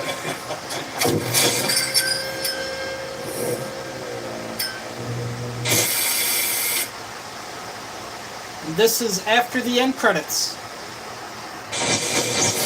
I find this a pretty satisfying conclusion to the film, but it was not the first choice of screenwriter Daniel Waters. He wanted the school to actually blow up and then have a big final prom in heaven scene where, just as JD said, everybody is finally nice to one another. But New World Pictures said, no way, Jose, to that. They weren't doing a teen suicide movie where everybody in the school dies. So Waters' second choice was to have JD die in the explosion and then have Veronica go inside the school and tell Martha Dump Truck that she wanted to be friends. But then Martha Dump Truck would draw a gun and say, fuck you, Veronica, and shoot her in the mouth, and then have Veronica roll around on the floor trying to make herself understood and repeating over and over, I'm not a Heather, I'm not a Heather. But that ending was also nixed. Daniel Waters wanted to go really, really dark with it, and nobody would let him. So we have instead this sort of ray of hope ending where Veronica is now in charge and enlarged the popularity tent to include the geeks and losers. So ironically, it's a John Hughes ending after all. So anyway, this turned out to be one of the most colossally mishandled pictures in history. New World Pictures was running out of money, so they decided not to run any ads.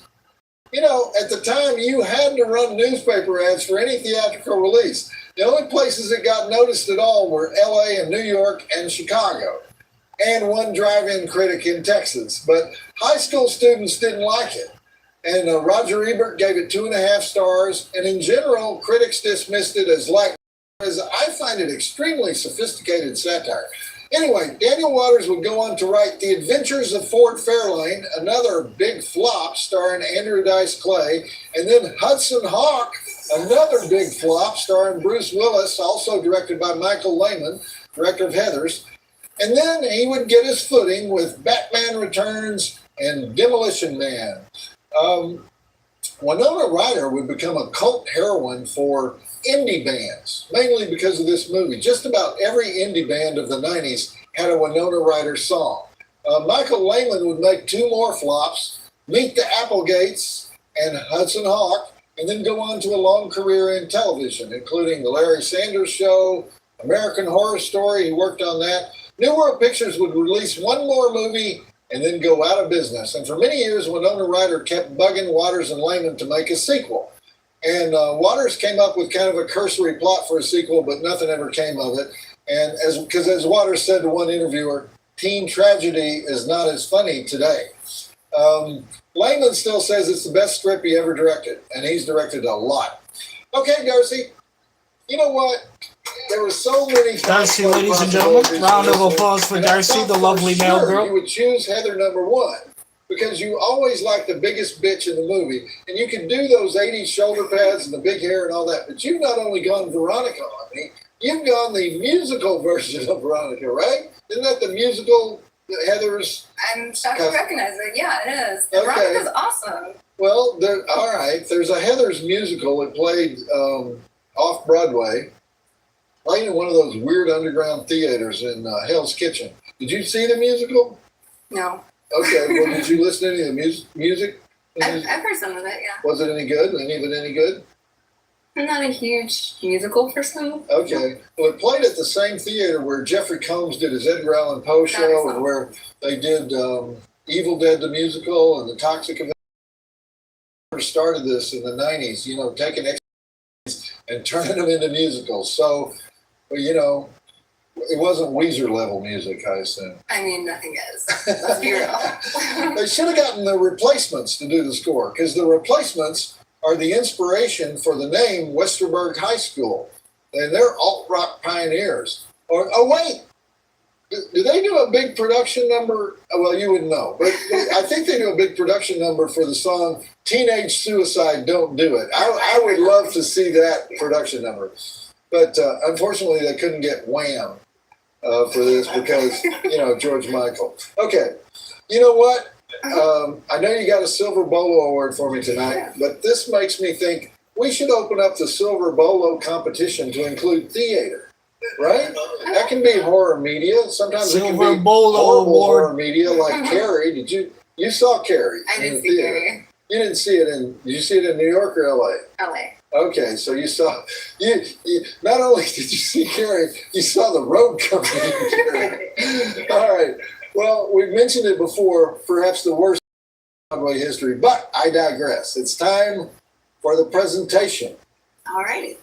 Well, I am proud to present tonight's Silver Bolo to Collinsport Historical Society, which is a website that claims to be the mightiest of all Dark Shadows fan sites. And my son, who's a huge Dark Shadows fan, totally agrees. Your son, who has an encyclopedic knowledge of horror. Word.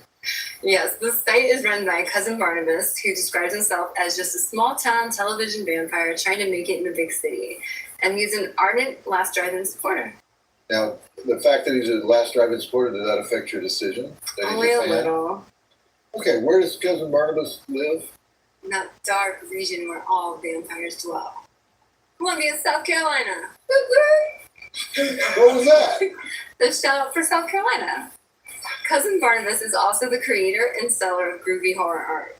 To sum it up, their main purpose is to keep a seminal show in TV horror history alive. And it's very well designed. It looks like a 60s monster magazine and has all the history, information, and rare content that you could ask for. And they also have a podcast. Okay, great. So for people who aren't clued in yet, the answer to the question, how do I win a Silver Bolo, is impress Darcy, and apparently it helps to be from South Carolina. And to impress Darcy, it has to be in-depth, accurate stuff and also be good about coming out on time, having a regular schedule. So congratulations to Collinsport Historical Society. They're now authorized to use the official Silver Bolo logo. And come on over here, Yuki, and make sure that this Silver Bolo is, and then it makes its way to Columbia, South Carolina. And Cousin Barnabas can now tell everybody that he is Last Drive-In approved. And he gets a certificate. yeah, he gets a certificate. We need Cousin Barnabas' last name for the official certificate. But I told you one about Xi Jinping and the company. Okay, ladies and gentlemen, ghosts and goblins, witches and wizards, vampires and werewolves. I hope you have enjoyed the watch along for today. Thank you for being here with me. It means a lot. Thank you, Shutter Network. Thank you, Joe Bob. Thank you, Darcy the Mail Girl. And thank you to all of my horror community out there, all of the horror fans, all the ghosts and goblins, all the witches and wizards, all the vampires and werewolves. This was episode 3 and 4 of The Last Drive-In, Season 7 with Joe Bob. We will probably be streaming again on Friday the 13th coming up. Tonight, I'm going to watch AEW, Dynamite, the fallout from all. Tomorrow, the Buffalo Bills are playing the Miami Dolphins in a primetime game, so I'm not missing those, chat. And then Friday, we will be back for our Friday the 13th stream. Thank you so much for being here with me tonight. It means a lot. And thank you also for almost getting us to 150 subscribers. I can't wait until we reach that 200 goal, so that way we could try to do something special for the channel. Thank you, thank you, thank you. Everybody, until next time. Peace, God.